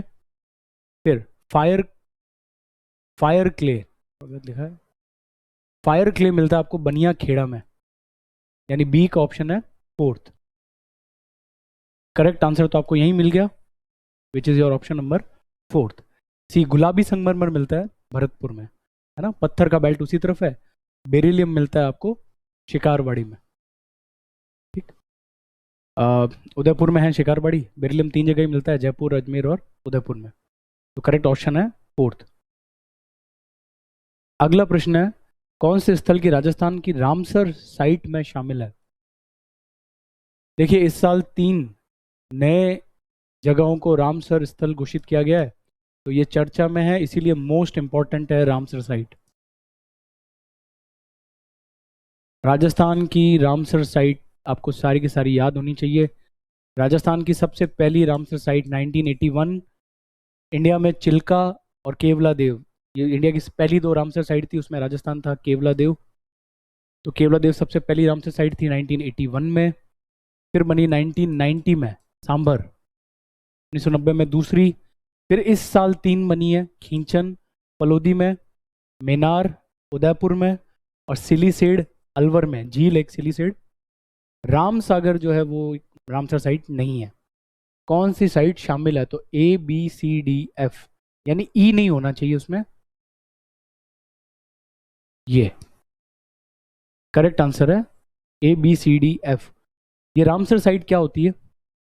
तो ऐसी जगहें जहां पर स्थल और जल भाग आपस में मिलते हैं, ऐसी सारी जगहें जहां पर पानी और जमीन एक दूसरे के संपर्क में आते हैं, इनकी जो जैव विविधता है या इकोसिस्टम है, ये दूसरी जगहों से अलग होता है, क्योंकि यहाँ वो जीव भी रहते हैं जो ज़मीन पे पाए जाते हैं और वो भी रहते हैं जो पानी में, और कुछ स्पेशल फ्लोरा फोना और जीव होते हैं जो सिर्फ ऐसी जगहों पे पनपते हैं जहाँ ज़मीन और पानी दोनों होता है। तो यहाँ की बायोडाइवर्सिटी बहुत रिच होती है, जैव विविधता ज़्यादा होती है। ऐसे स्थलों का उनको संरक्षित करके रखना ज़रूरी है, कंजर्व करके रखना ज़रूरी है। ईरान में एक जगह है रामसर, ईरान के रामसर में एक बार एक कन्वेंशन हुआ था, सम्मेलन, उसमें डिसाइड किया गया कि जितनी ऐसी भूमि जहाँ ज़मीन और पानी मिलता है, यानी कि आर्द्र भूमि, वेटलैंड, इनको सुरक्षित करके रखा जाएगा। तो रामसर में ये सम्मेलन हुआ था, इसीलिए कोई भी आर्द्र भूमि या वेटलैंड है ना जिसको सुरक्षित करके रखा जाना चाहिए, उसको अगर उस सम्मेलन के तहत कानूनों में शामिल किया जाता है तो उसको रामसर स्थल या रामसर साइट कहते हैं।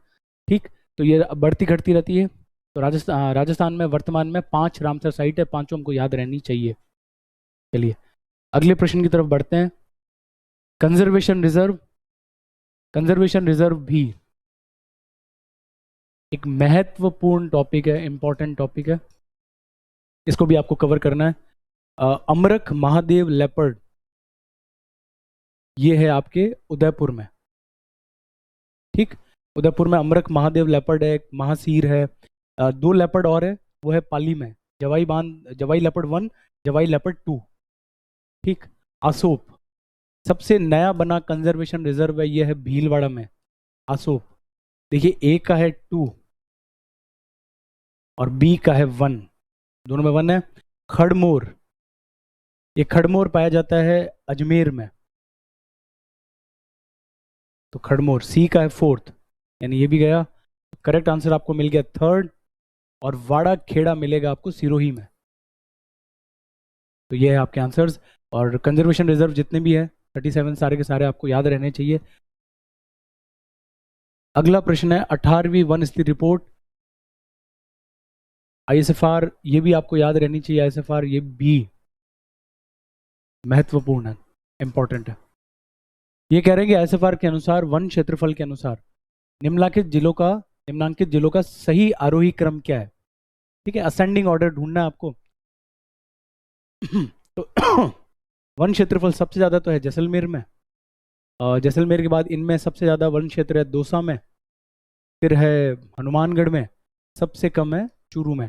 जैसे जैसलमेर में 314 के आसपास है वर्ग किलोमीटर, चूरू में 62 वर्ग किलोमीटर के आसपास ही है, चूरू में सबसे कम है।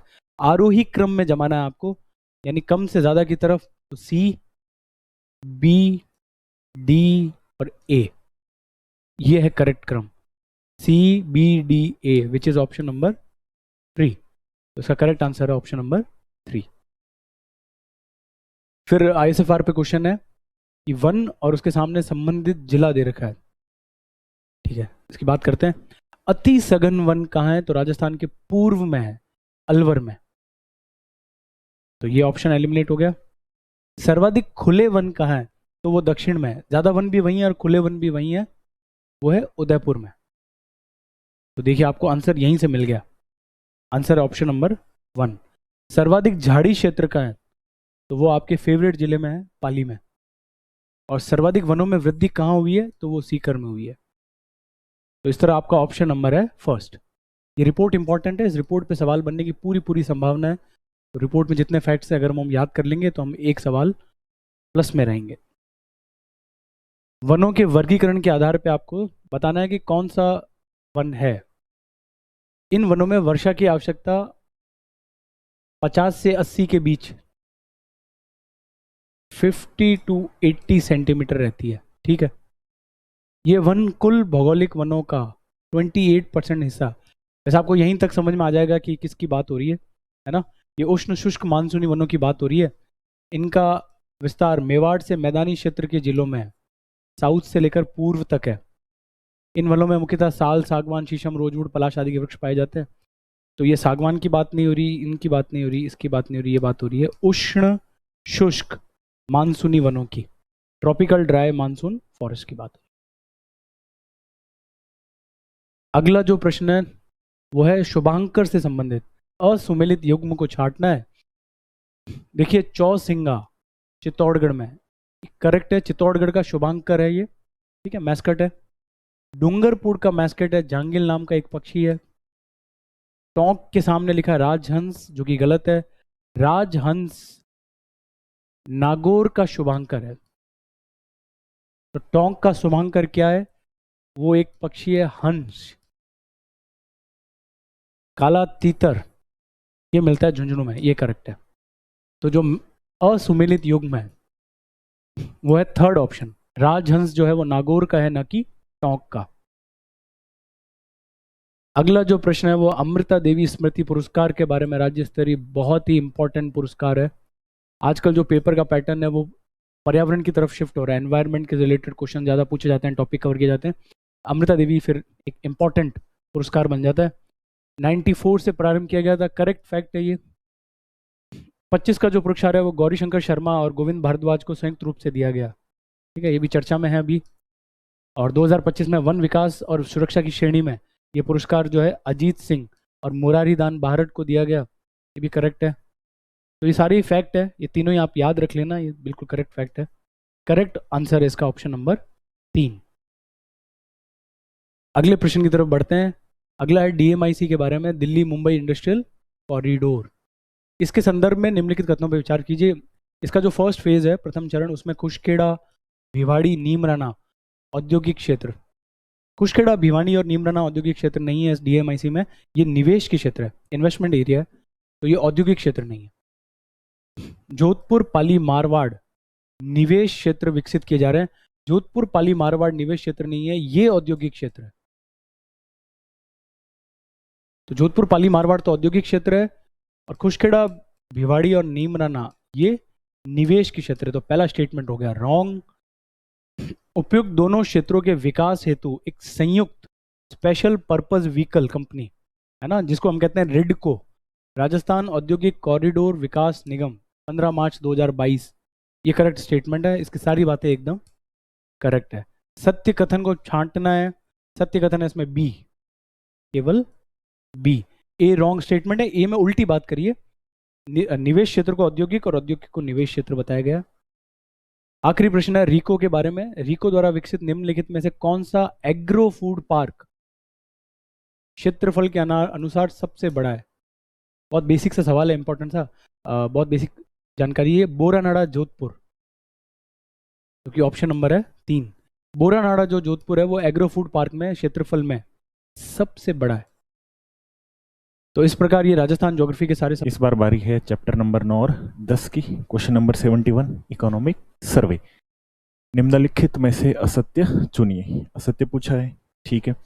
इंदिरा गांधी राष्ट्रीय विधवा पेंशन योजना के तहत बीपीएल परिवार को 40 वर्ष से उससे अधिक आयु की विधवाओं को वित्तीय सहायता दी जाती है, ठीक है। 40 से एक क्राइटेरिया शुरू होता है, 40 से 75, और 75 के बाद जो है वो अलग क्राइटेरिया इसमें दिया जाता है। पेंशन 1150 रुपये से शुरू करते हैं और वो बढ़ती जाती है। मुख्यमंत्री एकल नारी सम्मान पेंशन योजना के तहत 18 वर्ष, ठीक है, ये भी ठीक है, 18 वर्ष बिल्कुल सही है। कालीबाई भील उड़ान योजना के तहत 15 से 35 वर्ष की महिलाओं और किशोरियों को मुफ्त सैनिटरी नैपकिन। इसमें थोड़ी दिक्कत है, क्योंकि ये जो कालीबाई के तहत जो सैनिटरी नैपकिन दिए जाते हैं वो 15 से 35 नहीं, 10 से 45 वर्ष है। तो ये स्टेटमेंट तो हो गया आपका गलत। और जो किशोरी बालिका योजना जो है वो 5 आकांक्षी जिलों में चल रही है। तो पूछा क्या है? असत्य पूछा है, तो असत्य इस हिसाब से कौन सा हो गया? Option number 3। अब आते हैं क्वेश्चन नंबर 72। सविताबेन अंबेडकर अंतरजातीय विवाह प्रोत्साहन योजना के तहत प्रत्येक लाभार्थी युगल को दिए जाने वाले 10 लाख रुपए की वित्तीय सहायता में केंद्र और राजस्थान, केंद्र का पहले है, राजस्थान का बाद में है। केंद्र और राजस्थान सरकार की सहायता कितनी, तो केंद्र की तो सीधी सी है 1.25 लाख और राजस्थान की होगी 8.75 लाख, यानी मिला के हो गया 10 लाख रुपए। ठीक है, तो ऑप्शन नंबर 1 सीधा सीधा बैठ रहा है सही। अंतरजातीय विवाह करते हो तो प्रोत्साहन राशि दी जाती है। Question number 73, silicosis policy 2019। Silicosis भाई आपको पता है कि जो स्टोन इंडस्ट्री में काम करते हैं, पत्थर चिनाई खान वान में काम करते हैं, तो वो डस्ट घुसती है तो सिलिका एक डिजीज हो जाती है, तो उनके लिए एक योजना है। पूछा क्या है, असत्य कथन चुनना है। ठीक है, इसके तहत पीड़ित को 1500 रुपये मासिक सामाजिक सुरक्षा पेंशन बिल्कुल दी जाती है। पीड़ित और उसके परिवार को आस्था कार्ड परिवार की तरह सभी बीपीएल आस्था कार्ड वाले को जो बीपीएल सुविधाएं मिलती है वो सारी इनको भी मिलती है। दोनों स्टेटमेंट सही है। असत्य यहाँ पूछ लिया, सत्य। अच्छा चलो, इसमें एक चेंज करना है। अब यहाँ पर ये गड़बड़ है तो हम एक काम करते हैं, इसके अकॉर्डिंग क्वेश्चन को सॉल्व करते हैं और इसको मिटा देते हैं। असत्य, अब असत्य तो इसमें दोनों नहीं है, तो इस हिसाब से हम आंसर नंबर 3 को यहाँ पर कंसिडर करेंगे। ये एक टाइपिंग एरर है। ठीक है, तो हम ऊपर वाली लाइन के अकॉर्डिंग इसको सॉल्व कर रहे थे। क्वेश्चन नंबर 74, निम्नलिखित में से असत्य कथन है। विशेष योग्यजन कार्मिकों के लिए सीधी भर्ती में अधिकतम आयु सीमा में 5% का अतिरिक्त छूट, ठीक बात है। अंकों में 5% की छूट, ये भी है भाई। 4% तो आरक्षण है ये, उसके अलावा ये सुविधाएं दी जा रही है। सुखद दाम्पत्य योजना के तहत युवाओं द्वारा 80% दिव्यांगता वाले विशेष योग्यजन को जीवन साथी बनाने पर 10 लाख रुपए, ठीक है। आस्था योजना में वे परिवार जिनमें 2 या अधिक व्यक्ति 40% से अधिक विशेष योग्यजन है, उनको आस्था कार्ड वाला का कंसिडर कर लिया जाता है। भाई अगर किसी परिवार में 40% से ज़्यादा विकलांग अगर दिव्यांग 2 व्यक्ति है तो उसको आस्था कार्ड के लेवल वाला परिवार जो उनको माना जाएगा। मुख्यमंत्री विशेष योग्यजन सम्मान पेंशन योजना के तहत पात्रता जो चाहिए वो 60,000 इनकम मिनिमम मैक्सिमम होनी चाहिए। ठीक है, तो इसमें गलत क्या है, गलत है यहाँ पर ये जो अगर आप शादी करोगे इसके लिए तो आपको 10 लाख रुपए ना मिलके 5 लाख रुपए की सहायता राशि दी जाती है। तो असत्य पूछा है, तो ऑप्शन नंबर 2 इसमें असत्य हो गया। क्वेश्चन नंबर 75, महाराणा प्रताप भवन निर्माण योजना के तहत अंतर्गत गड़िया लोहार को स्वयं का भूखंड होने पर भवन निर्माण के लिए कितने पैसे मिलते हैं? सीधी सी बात है, 3 किस्तों में मिलते हैं, 40 के, 40 के और 40 के, तो टोटल हो गए 1,20,000 रुपए। तो ऑप्शन नंबर 1 इसका सही आंसर। क्वेश्चन नंबर 76, राजस्थान लोक सेवा के जो है प्रदान की गई गारंटी अधिनियम जो है 2011 के तहत दिसंबर 2024 तक, इसका मतलब इकोनॉमिक सर्वे के अकॉर्डिंग जो डाटा है, कितने विभाग की कितनी सेवाएं, विभाग पहले हैं और सेवाएं बाद में हैं। सिंपल सा फैक्ट था ये तो, 28 विभाग है और उनकी टोटल मिला के अभी तक कुल 306 सेवाएं हैं। ध्यान रखना, ये चीज़ें वैसे अपडेट होती रहती है बट अपने को इकोनॉमिक सर्वे के अकॉर्डिंग इसको याद रखना है। क्वेश्चन नंबर 77, निम्नलिखित में से किसे ई गवर्नेंस योजना 2023-24 के तहत national award for e governance scheme के लिए गवर्नेंस प्रोसेस री इंजीनियरिंग श्रेणी में सिल्वर अवार्ड? सीधा सा सिंपल क्वेश्चन था, इकोनॉमिक सर्वे में दिया हुआ था। इसका आंसर था राज किसान साथी पोर्टल। किसानों से रिलेटेड जितनी भी जो योजनाएं थी उनको एक सिंगल विंडो सिस्टम पर लाना और किसानों को जल्दी से उनको या फिर एक साथ सहूलियत रहे कि भाई सारी सुविधाएं एक ही जगह एक ही वेबसाइट पर मिल जाए, और उस पोर्टल का नाम है राज किसान साथी पोर्टल, और उसी को कौन सा अवार्ड मिला है? Silver award. Question number 78, Rajasthan में सूचना का अधिकार 2005 के लिए नोडल विभाग कौन सा है? सीधा सा है DAR, प्रशासनिक सुधार विभाग, department of administrative reforms. Question number 79, प्रधानमंत्री मातृ वंदना योजना, ठीक है, मातृ वंदना योजना के कथनों पर विचार करना। वैसे पता होना चाहिए मातृ वंदना जो योजना है इसका मुख्य उद्देश्य है IMR MMR को कम करना, और जो इंस्टीट्यूशनल प्रसव है, संस्थागत प्रसव, इंस्टीट्यूशनल डिलीवरी को बढ़ावा देना इसका मुख्य उद्देश्य है। IMR MMR और इंस्टीट्यूशनल डिलीवरी। तो पूछा क्या है भाई? अच्छा, असत्य पूछा है, ओके। इसके तहत पात्र लाभार्थी को पहले बच्चे के लिए 5,000 रुपये 2 किस्तों में, बिल्कुल ठीक है, 3,000 प्लस 2,000। पात्र लाभार्थी को दूसरा बच्चा यदि लड़की हो तो उसके लिए 6,000 रुपये 2 किस्तों में। चलो लड़की होना चाहिए ये ज़रूरी है, ओके 6,000 रुपये भी, ये भी ठीक है, लेकिन दो नहीं, सीधा एक साथ एक मुश्त कितने रुपए सीधे दिए जाएंगे? 6,000। राजस्थान में इस योजना के अंतर्गत लाभार्थियों को पहली संतान के जन्म पर 1,500 रुपये की अतिरिक्त राशि बिल्कुल ठीक है, और इस योजना के तहत दिव्यांग गर्भवती महिला हो तो उसको 10,000 रुपये एक्स्ट्रा हो जाते हैं। इस हिसाब से तो ये स्टेटमेंट गलत हो गया। पूछा क्या? असत्य पूछा है, तो बी रॉन्ग है। बी कहाँ पर है? Option number 4। क्वेश्चन नंबर 80, मुख्यमंत्री सामूहिक विवाह एवं अनुदान योजना के अंतर्गत यदि किसी सामूहिक विवाह में 25 या अधिक जोड़े विभिन्न जातियों धर्म समुदाय में शामिल होते हैं तो आयोजकों को विवाह कार्यक्रम के लिए राज्य सरकार द्वारा कितनी राशि प्रदान की जाती है? तो सिंपल सा, इसके लिए आयोजकों को कितने लाख रुपए मिलते हैं? 10 लाख रुपए दिए जाते हैं। इसी के दौरान इसी में यदि जो कपल है, युगल है, उसको 25,000 रुपये दिए जाते हैं, और 21,000 रुपये जो है वधु को, और 4,000 रुपये जो है वो वर को दिए जाते हैं। ये क्वेश्चन नंबर 80। करंट के प्रश्न आज अपन डिस्कस करेंगे। देखिए, पहला प्रश्न है मैच द फॉलोइंग। प्राइज दे रखे हैं और कैंडिडेट्स के नाम दे रखे हैं, अपन को क्या करना है, उसको मैच करना है। अब इसमें देखें, ये जो है ना यंग इंडिया कंट्री अवार्ड, ये तो अभी खूब चर्चा में था। ये दिया गया है किनको? डॉक्टर रूमा देवी जी को। तो सी का क्या हो जाएगा? फर्स्ट। अच्छा, ये तो इससे भी हो गया, सी का फर्स्ट इसी में आ रहा है, फर्स्ट ऑप्शन में। अच्छा, उसके अलावा बात करें, एक तो ये हो गया। दूसरा क्या है? राजस्थान रत्न पुरस्कार, ये दिया गया है अरुण चतुर्वेदी साहब को। डॉक्टर अरुण चतुर्वेदी जी का नाम आपने सुना होगा, जो अपने 7th पे कमीशन है, राज्य का 7वां वित्त आयोग है, उसके ये अध्यक्ष बने हैं, और जो मेंबर सेक्रेटरी है वो नरेश कुमार ठकराल साहब हैं।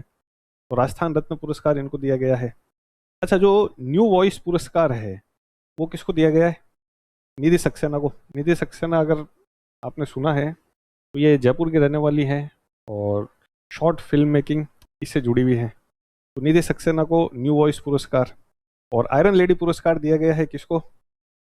ये दिया गया है अनीता परिहार जी को। हाँ, अनीता परिहार का संबंध किससे है?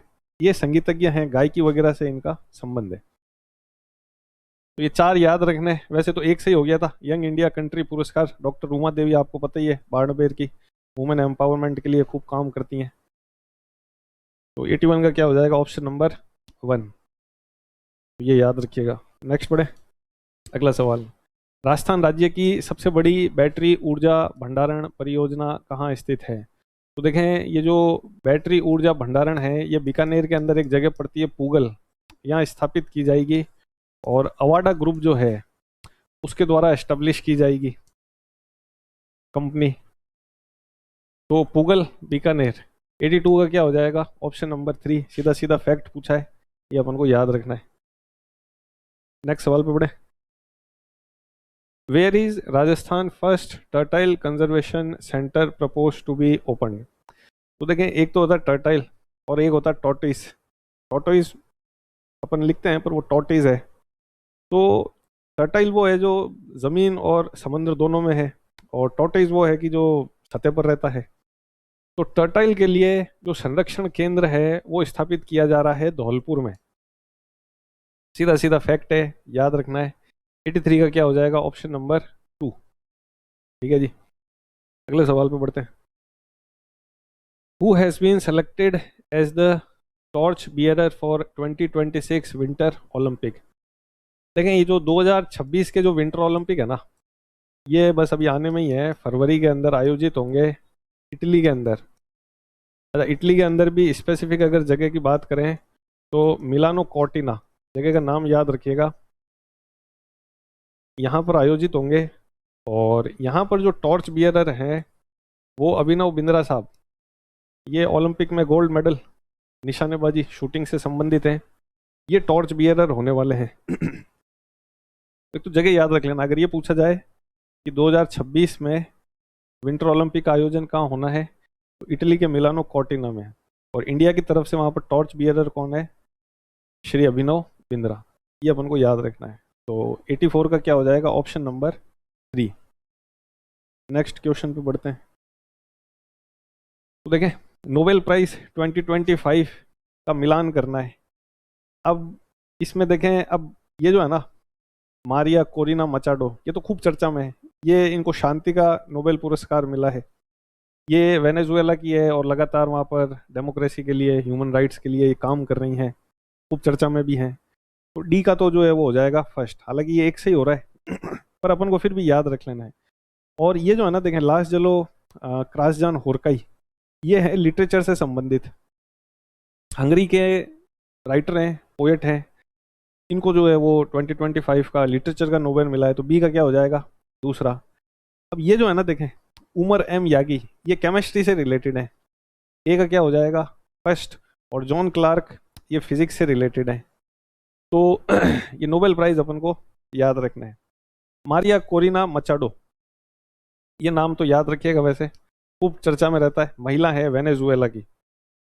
तो 85 का क्या हो जाएगा, ऑप्शन नंबर 1। देखिए, नोबेल जो है ना, ये टोटल 6 कैटेगरीज में दिए जाते हैं। एक तो फिजिक्स है, केमिस्ट्री है, मेडिसिन है, लिटरेचर है, पीस है और इकोनॉमी है।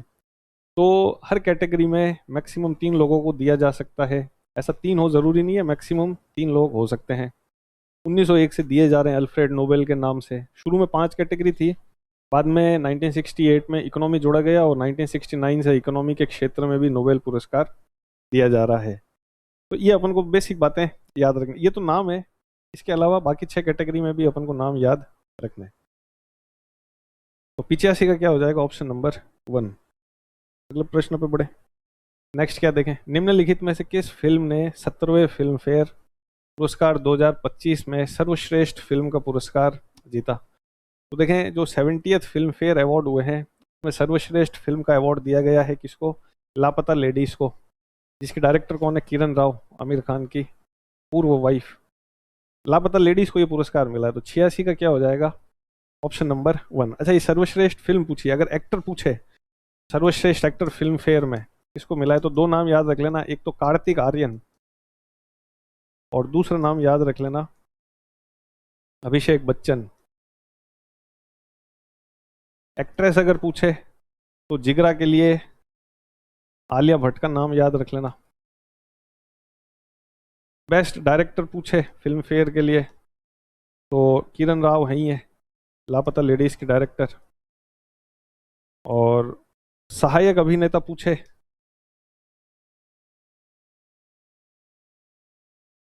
तो वो याद रख लेना रवि किशन, लापता लेडीज के लिए।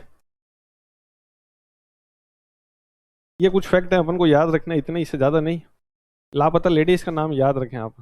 तो 86 का क्या हो जाएगा, ऑप्शन नंबर 1। अगले प्रश्न पे बढ़े। देखें, recently which country has appointed world first AI minister. ये पहले भी देखें डिस्कस हो रखा है। ये एक डीएल नाम का मंत्री है और इसको अपॉइंट किया है अल्बानिया ने, अल्बानिया जिसकी कैपिटल तिराने। और ये पर्पस क्या है कि अल्बानिया के प्राइम मिनिस्टर ने इसे अपॉइंट किया है कि देश में करप्शन को कैसे कम किया जाए, उसके लिए ये एक मिनिस्टर अपॉइंट किया है। और ये जो डीएल नाम का मिनिस्टर है, ये जितने भी टेंडर्स आते हैं उससे रिलेटेड, पब्लिक टेंडर्स जो हैं, सरकारी निविदाएं, उससे रिलेटेड सारे मामले देखेगा। तो डीएल नाम का पहला एआई मिनिस्टर किस देश ने, अल्बानिया। तो ये ग्रूस, बेलारूस नहीं है, इसका क्या हो जाएगा, ऑप्शन नंबर 2। तो 87 का हो जाएगा ऑप्शन नंबर 2। तो ये याद रखिएगा। नेक्स्ट बढ़े अगले सवाल पर। What is India's ranking in global innovation index. देखिए, इसके ऊपर भी पहले डिस्कस शायद हो रखा है। ग्लोबल इनोवेशन इंडेक्स, एक तो ये याद रखो WIPO विपो के द्वारा जारी किया जाता है, वर्ल्ड इंटेलेक्चुअल प्रॉपर्टी ऑर्गेनाइजेशन। अब इनोवेशन इंडेक्स में देखें, कोई कंट्री कितने पेटेंट करवाती है, कुछ नया इनोवेट करती है, उसको लेकर के एक ये रिपोर्ट जारी की जाती है, ग्लोबल इनोवेशन इंडेक्स WIPO के द्वारा। अब ये जो है 139 देशों के ऊपर ये हर साल रिपोर्ट पब्लिश होती है। और 2025 की जो है ना, उसमें इंडिया की रैंक है 38। 2024 में हमारी रैंक कितनी थी, 39। तो हमने कितने की छलांग मारी, 39 से 38। तो 25 पूछा है अपन को, 38 टिक कर देना है। तो 88 का क्या हो जाएगा, ऑप्शन नंबर 3। तो ये याद रखिएगा। नेक्स्ट बढ़े, अगला सवाल देखिए, मिशन पंख लॉन्च्ड इन राजस्थान किससे संबंधित है? देखिए जो मिशन पंख है ना, ये बेसिकली रिलेटेड है, जो एक तो महिलाओं को एम्पावर करना, और दूसरा जो महिलाओं का अगर रेप हो जाता है तो उनको प्रॉपर मेंटल ट्रीटमेंट देना, रिहैब की सुविधा देना, साइकोलॉजिकल लेवल पर उनको ट्रीटमेंट देना, ये इसका पर्पज़ है। किसका? मिशन पंख का। और ये शुरू किया गया है प्रतापगढ़ से, ये डिस्ट्रिक्ट भी याद रखिएगा, प्रतापगढ़ डिस्ट्रिक्ट। अब प्राथमिक स्कूल के छात्रों के बीच मूलभूत साक्षरता में सुधार करना, नहीं ये तो नहीं है। महिलाओं को सशक्त बनाना, यौन उत्पीड़न की शिकार लड़कियों का समग्र पुनर्वास करना, रिहैब करना, साइकोलॉजिकल ट्रीटमेंट करना, इनमें कॉन्फिडेंस की भावना पैदा करना, ये सारा इसका पर्पज़ है। तो ऑप्शन नंबर 2। अच्छा, बेरोजगार युवाओं के लिए कौशल विकास, नहीं बिल्कुल नहीं है। और आंगनवाड़ी बच्चों का पोषण, नहीं ये नहीं है। तो महिलाओं के लिए एम्पावर करने के लिए, जो सेक्सुअली असॉल्टेड वीमेन है उनका साइकोलॉजिकल ट्रीटमेंट करना हो, उनमें कॉन्फिडेंस लाना, उसके लिए प्रतापगढ़ से ये योजना शुरू की गई। तो 89 का क्या हो जाएगा? Option number 2। नेक्स्ट प्रश्न पे बढ़े। For which of the following initiative Rajasthan education department is honoured with gold Skoch award?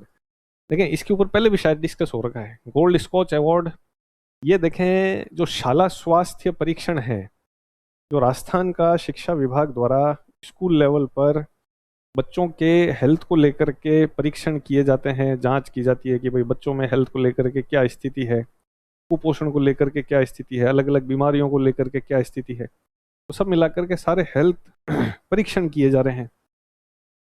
तो उसी के लिए ये शाला स्वास्थ्य परीक्षण, जो मॉनिटरिंग है हेल्थ की स्कूल्स लेवल पर, तो इसके लिए गोल्ड स्कॉच अवार्ड दिया गया है। तो मुफ्त पुस्तक वितरण नहीं है, प्रमुख जल निकाय नहीं है, हरियाणा राजस्थान नहीं है, शाला स्वास्थ्य परीक्षण। पर्पस क्या है कि हेल्थ चेकअप, सरल भाषा में कहें तो, वैसे नाम से पता चल रहा है शाला स्वास्थ्य परीक्षण, स्कूल लेवल पर हेल्थ मॉनिटरिंग।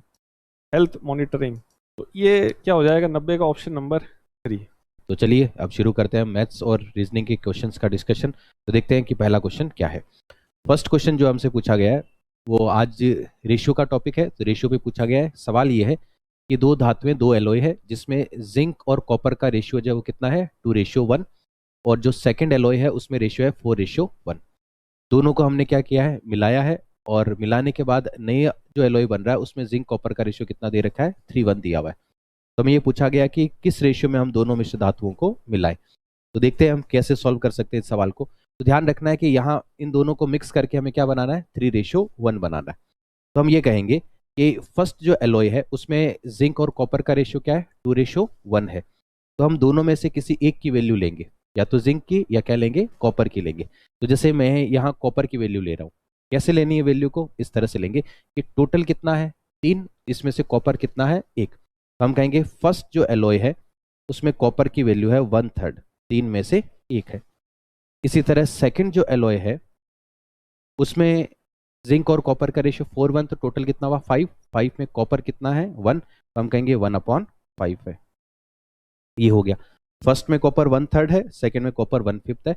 और दोनों को जब हम मिक्स कर रहे हैं तो मिक्स करने के बाद जो कॉपर आ रहा है वो कितना आ रहा है? टोटल बन रहा है 4, 4 में कितना है? 1, इसका मतलब 1/4 मिक्स करने के बाद।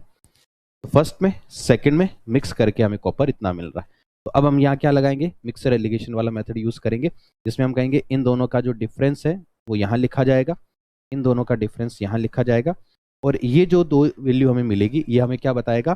फर्स्ट और सेकंड एलॉय का रेशियो, जिसमें हमने इन दोनों को मिलाया है। अब इसको सिंप्लीफाई करने के लिए हम एक काम कर सकते हैं कि यहाँ पर हमारे पास नंबर फ्रैक्शन में है, तो थोड़ा इजी करने के लिए हम ये करें कि 3, 5 और 4 इन तीनों का क्या ले? एलसीएम, और सबको एलसीएम से मल्टीप्लाई कर दे, जिससे हमारी कैलकुलेशन क्या हो जाएगी? आसान। तो 3, 5 और 4 का जो एलसीएम है वो कितना आएगा? 60। तो इसको भी 60 से मल्टीप्लाई करेंगे, इसको भी हम 60 से मल्टीप्लाई करेंगे, और इसको भी किससे करेंगे? 60 से। तो ऐसा करने पर ये कितना बन गया? ये हो गया 20। यहाँ कितना बन जाएगा? 12। और यहाँ कितना बन जाएगा? 15। तो अब हम इन दोनों का डिफरेंस इजीली ले सकते हैं। तो 12 और 15 का डिफरेंस जो है वो कितना हो जाएगा? 3।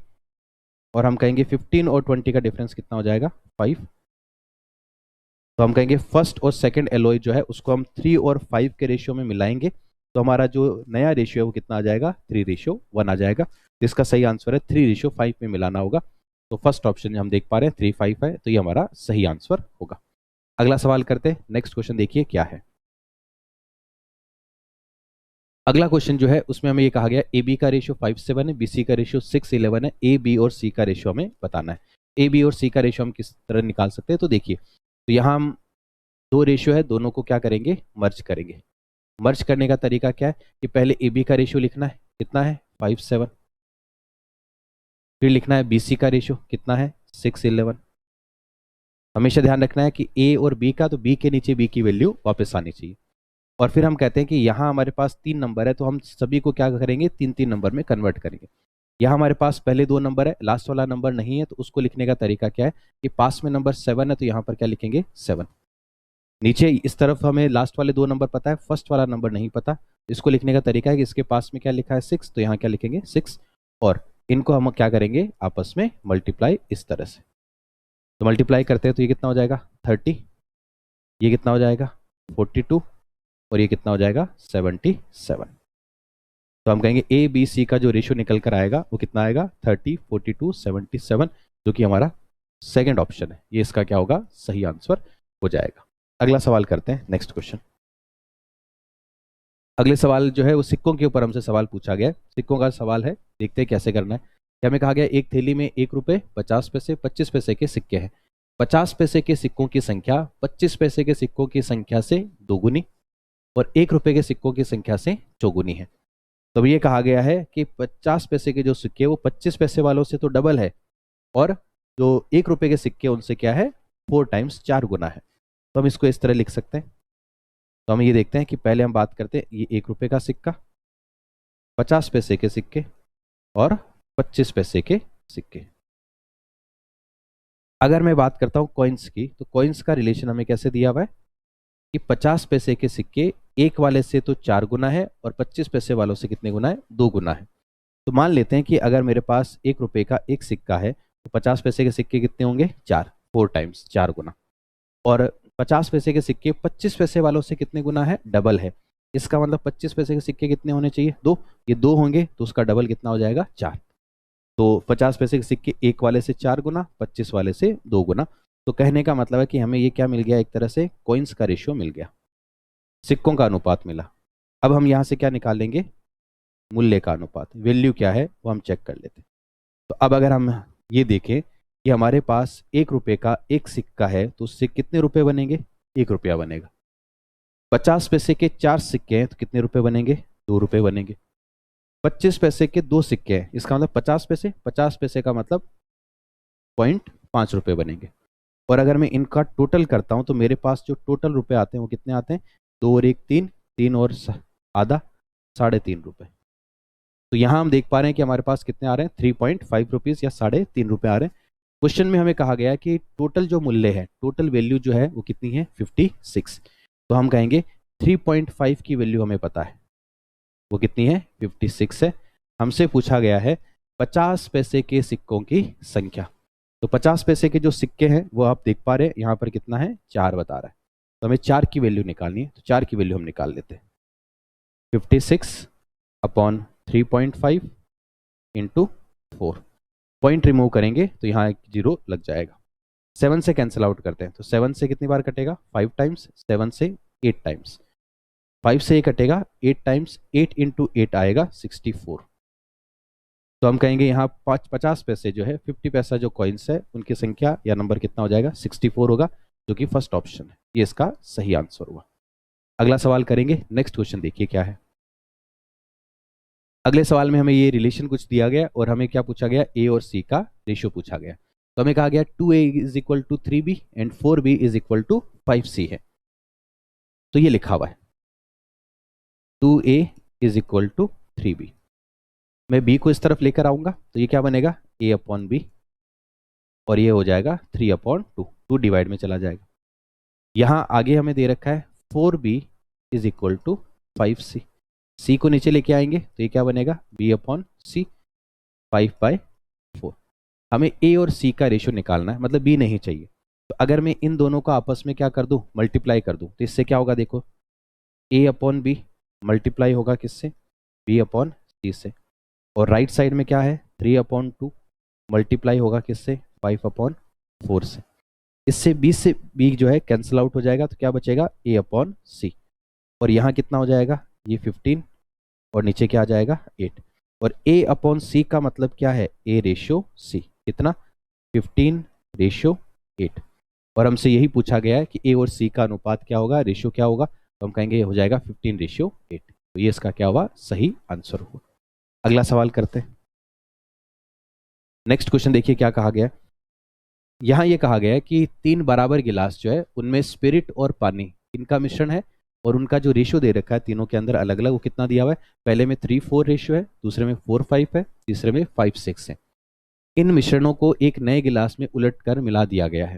तो इन सभी तीनों को जो है एक नए गिलास में मिलाया गया है और नए जो मिश्रण बन रहा है उसमें हमें बताना है कि स्पिरिट और जो वाटर है उसका रेशियो क्या है। तो हमें कहा गया है 3 गिलास है, तीनों की क्षमता क्या है बराबर, कैपेसिटी क्या है सबकी इक्वल है। तो हमने ये देखा कि फर्स्ट वाले में रेशियो है स्पिरिट और वाटर का 3:4, सेकंड में है 4:5 और थर्ड में है 5:6। तो अगर हम यहां से देखें तो मैं ये कहता हूं कि स्पिरिट और वाटर के पहले में कितना है 3:4, मतलब टोटल कितना ले सकते हैं हम 7। यहां टोटल कितना आ रहा है 9, यहां टोटल कितना आ रहा है 11। तो अगर इस रेशियो के अकॉर्डिंग हम देखें तो अभी तीनों की जो टोटल वैल्यू आ रही है वो क्या आ रही है अलग अलग, लेकिन क्वेश्चन हमसे क्या कर रहा है तीनों की कैपेसिटी क्या है बराबर। इसका मतलब कि हमें तीनों को इक्वल लेना है। अब तीनों को इक्वल कैसे किया जाए वो समझते हैं।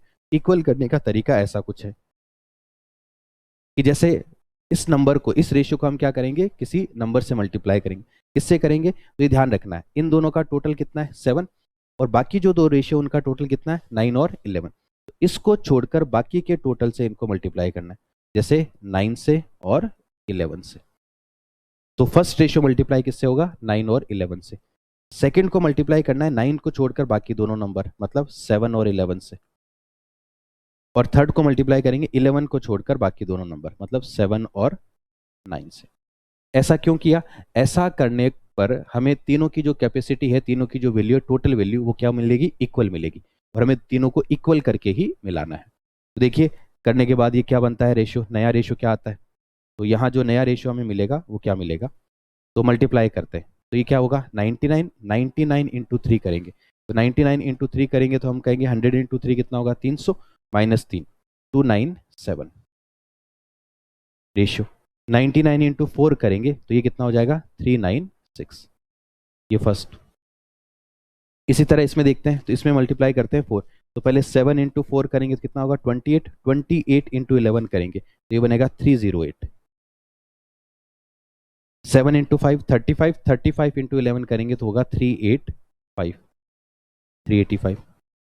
आगे 7 इंटू 5 करेंगे 35, 35 इंटू हम क्या करेंगे 9 करेंगे तो 35 को हम क्या कर दें 9 से मल्टीप्लाई, या हम ऐसा भी कर सकते हैं कि 7 इंटू 9 63, 63 इंटू 5 कर ले तो 63 इंटू 5 करेंगे तो ये कितना हो जाएगा 63। पहले उसको मल्टीप्लाई करना है 5 से तो 60 को 5 से करिए 300, फिर 3 को 5 से करेंगे तो 15 तो 315, 315।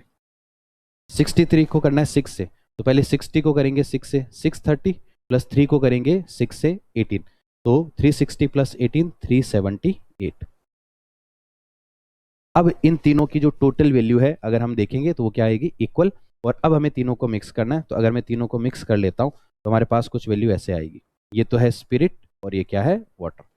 तो तीनों को ऐड करते हैं तो ये कितना हो जाएगा 15 प्लस 5 20, कैरी कितना होगा 2, 9 और 2 11 और ये कितना होगा 12, 2 कैरी कितना 1, 3 3 3 कितना हो जाएगा 9, ये तो हुआ 920। यहाँ 6 5 11 प्लस 8 19 कैरी 1, 10 और 8 कितना हो जाएगा 18, 18 प्लस 7 कितना हो जाएगा यहाँ पर 25 कैरी 2, 5 या 3 3 3 कितना 9, 9 प्लस 2 कितना हो जाएगा 11। तो हम कहेंगे यहाँ पर जो टोटल रेशियो बनेगा हमारा मिक्स करने के बाद वो क्या बनेगा 920 रेशियो 1159, जो कि हमारा सेकंड ऑप्शन है, दूसरा आंसर। तो ये हमारा क्या होगा सही आंसर होगा। चलिए बढ़ते हैं अगले सवाल की ओर, नेक्स्ट क्वेश्चन देखते हैं। अगला जो क्वेश्चन है ये हमें रीजनिंग का सवाल पूछा गया और आज का जो टॉपिक है वो हमारा क्या है, ब्लड रिलेशन है। चलिए करते हैं इस सवाल को। तो हमें ये कहा गया है कि एक महिला की ओर इशारा करते हुए, महिला की ओर इशारा करते हुए एक व्यक्ति ने कहा, तो महिला की जो है और इशारा करते हुए कहा जा रहा है, किसके द्वारा कहा जा रहा है, व्यक्ति के द्वारा कहा जा रहा है। क्या कहा जा रहा है कि उसके इकलौते भाई का बेटा, उसका मतलब कौन, महिला। तो हम लिखेंगे महिला, महिला का कोई इकलौता भाई है, ये कोई भाई है उसका, और इसका कौन, बेटा, इसका बेटा, इस भाई का बेटा, इसके बारे में कहा जा रहा है। भाई का बेटा कौन, मेरी, मेरी मतलब कौन, व्यक्ति। तो ये जो भाई का बेटा वो कौन है, मेरी पत्नी का भाई, तो मतलब व्यक्ति के पत्नी का भाई है। तो व्यक्ति उसके पत्नी का भाई मतलब व्यक्ति का कौन, साला। तो ये जो व्यक्ति है ये कौन है, उस व्यक्ति का जो बोल रहा है उसका साला है। तो ये व्यक्ति का साला है। तो अगर मैं लिखता हूं यहां पर व्यक्ति है, व्यक्ति की एक पत्नी है, ये उसकी पत्नी, और पत्नी का कौन है, ये भाई है। तो व्यक्ति की पत्नी, पत्नी का भाई मतलब व्यक्ति का क्या हो गया, साला हो गया। आगे क्या कहा गया, हमसे पूछा क्या गया, हमें पूछा गया महिला व्यक्ति से किस प्रकार संबंधित है। तो ये जो महिला है उस व्यक्ति से कैसे संबंधित। तो देखिए ये व्यक्ति, ये है व्यक्ति का साला और ये है साले के पिता। तो साले के पिता जो है वो कौन होंगे, साले के पिता मतलब है कि व्यक्ति के ससुर, और ये ससुर की कौन है, बहन है। तो हम कहेंगे जो ये महिला है ये व्यक्ति के ससुर की बहन होगी। तो हम देख पा रहे हैं कौन सा ऑप्शन है, फोर्थ ऑप्शन। तो जो महिला वो क्या होगी, व्यक्ति के ससुर की बहन होगी। तो ये इसका सही आंसर हुआ। अगला सवाल करते हैं। नेक्स्ट क्वेश्चन जो है वो हमें कहा गया कि एक व्यक्ति की तस्वीर की ओर देखते हुए हर्ष ने कहा, बोलने वाला कौन है, हर्ष, किसके बारे में कह रहा है, व्यक्ति के बारे में। कहा गया है कि उसकी माँ, उसकी मतलब किसकी माँ, व्यक्ति की माँ, क्योंकि हर्ष बोल रहा है व्यक्ति के बारे में कि उसकी माँ मतलब किसकी माता की बात हो रही है, व्यक्ति। तो ये व्यक्ति है, तो व्यक्ति की माता के बारे में कहा जा रहा है, व्यक्ति और उसकी माता, ये उसकी कौन हो गई, माता हो गई। कौन है ये माता, तो इसके बारे में, माता कौन है, मेरे पिता, मतलब इस माता के बारे में कहा जा रहा है। ये माता कौन है, मेरे, मेरे मतलब किसकी बात हो रही है, हर्ष की, क्योंकि बोलने वाला कौन है, हर्ष।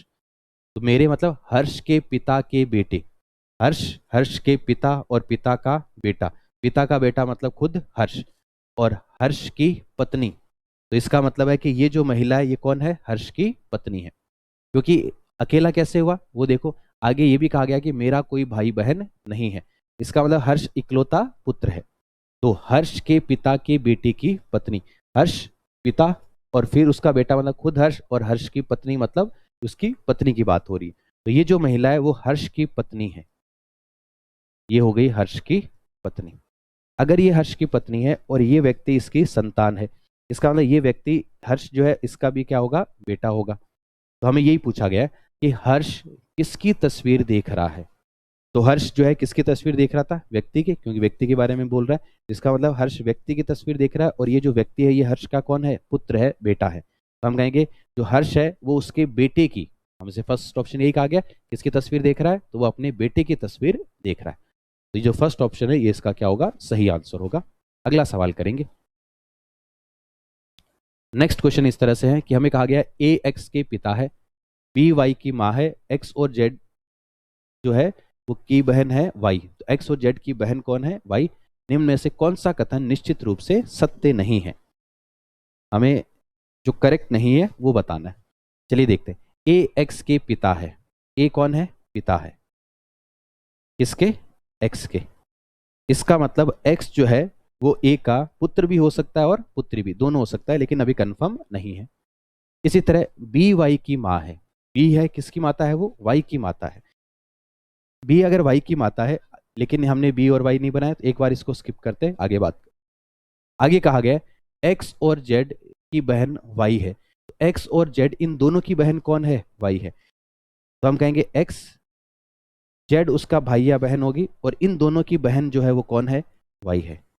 तो वाई एक महिला हो गई। तो एक्स और जेड दोनों की बहन कौन हो गई, वाई। अब वापस इस स्टेटमेंट पर आते हैं। बी वाई की माँ है, बी किसकी माता है, वाई की माता है। अगर जो है बी वाई की माता है, इसका मतलब वो जेड की भी माता है और एक्स की भी माता है, क्योंकि आपस में कुछ ना कुछ भाई बहन तो होंगे। तो ये इन तीनों की कौन होगी, माता, बी होगी। और इन तीनों की माता बी है, इसका मतलब वो ए की क्या हुई, पत्नी हुई।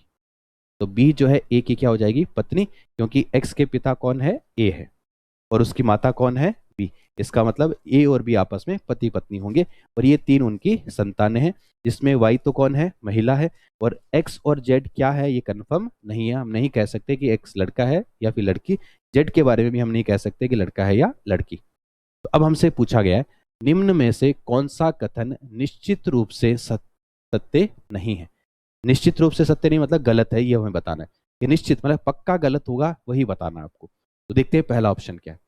बी जेड की माँ है, तो बी जो है किसकी माता है, जेड की माता है, तो बिल्कुल बी जेड की माता है, ये तो निश्चित रूप से सत्य है। हमें जो नहीं है वो बताना है, मतलब गलत बताना है, तो ये तो हमारा आंसर नहीं होगा। दूसरा, एक्स जेड की बहन है, एक्स क्या है, जेड की बहन है, तो एक्स जो है वो जेड की बहन, देखो एक्स लड़का है या लड़की कंफर्म नहीं है, तो वो बहन हो भी सकती है, हो भी सकती है और नहीं भी, लेकिन हमें कहा गया कि निश्चित रूप से गलत, इसका मतलब ये जो इसकी बहन है ये निश्चित रूप से गलत नहीं है, ये गलत हो सकता है, संभावना है, निश्चित गलत नहीं है, तो इसका मतलब ये भी हमारा आंसर नहीं है। वाई ए का बेटा है, तो वाई जो है वो ए का क्या है, बेटा। अब देखो वाई के बारे में हमें कंफर्म पता है कि वाई क्या है, महिला, इसका मतलब वाई ए की क्या होगी, बेटी होगी, वो बेटा नहीं हो सकता, किसी भी केस में नहीं हो सकता, इसका मतलब ये जो है वो निश्चित रूप से क्या है, गलत है, ये कभी नहीं हो सकता। तो हम कहेंगे जो हमारा सही आंसर होगा वो कौन सा होगा, थर्ड ऑप्शन होगा, क्योंकि ये निश्चित रूप से क्या है, गलत है, ऐसा कभी नहीं होगा, इसकी संभावना भी नहीं है। तो वाई जो है ए की क्या है, पुत्री है, बेटी है, ना कि बेटा, तो इसका सही आंसर होगा थर्ड ऑप्शन। चलिए अगला सवाल करते हैं, नेक्स्ट क्वेश्चन क्या है। अगला सवाल हमें ये दिया हुआ है कि दिशा निर्देश दे रखे, इनको पढ़कर हमें इस सवाल का जवाब देना है। तो देखिए क्या है, A B C D E और एफ परिवार के 6 सदस्य, टोटल कितने हैं, 6 मेंबर। फिर कहा गया एक युगल के परिवार में माता पिता और उनके बच्चे हैं, इसका मतलब एक क्या है, यहाँ कपल है, उनके माता पिता है, मतलब एक पीढ़ी ऊपर है, और उनके बच्चे भी मतलब उनसे एक पीढ़ी नीचे भी है, टोटल 3 पीढ़ियां हैं, ठीक है। आगे कहा गया ए सी का बेटा है और ई ए की बेटी है, तो ए जो है वो सी का बेटा है, तो जैसे ये सी, उसका बेटा कौन है, ए है, मतलब ए क्या हो गया, लड़का हो गया, और ई ए की बेटी है, ई जो है वो किसकी बेटी है, ए की बेटी, तो ए की बेटी कौन हो गई, ई, ये बेटी मतलब महिला होगी, ठीक।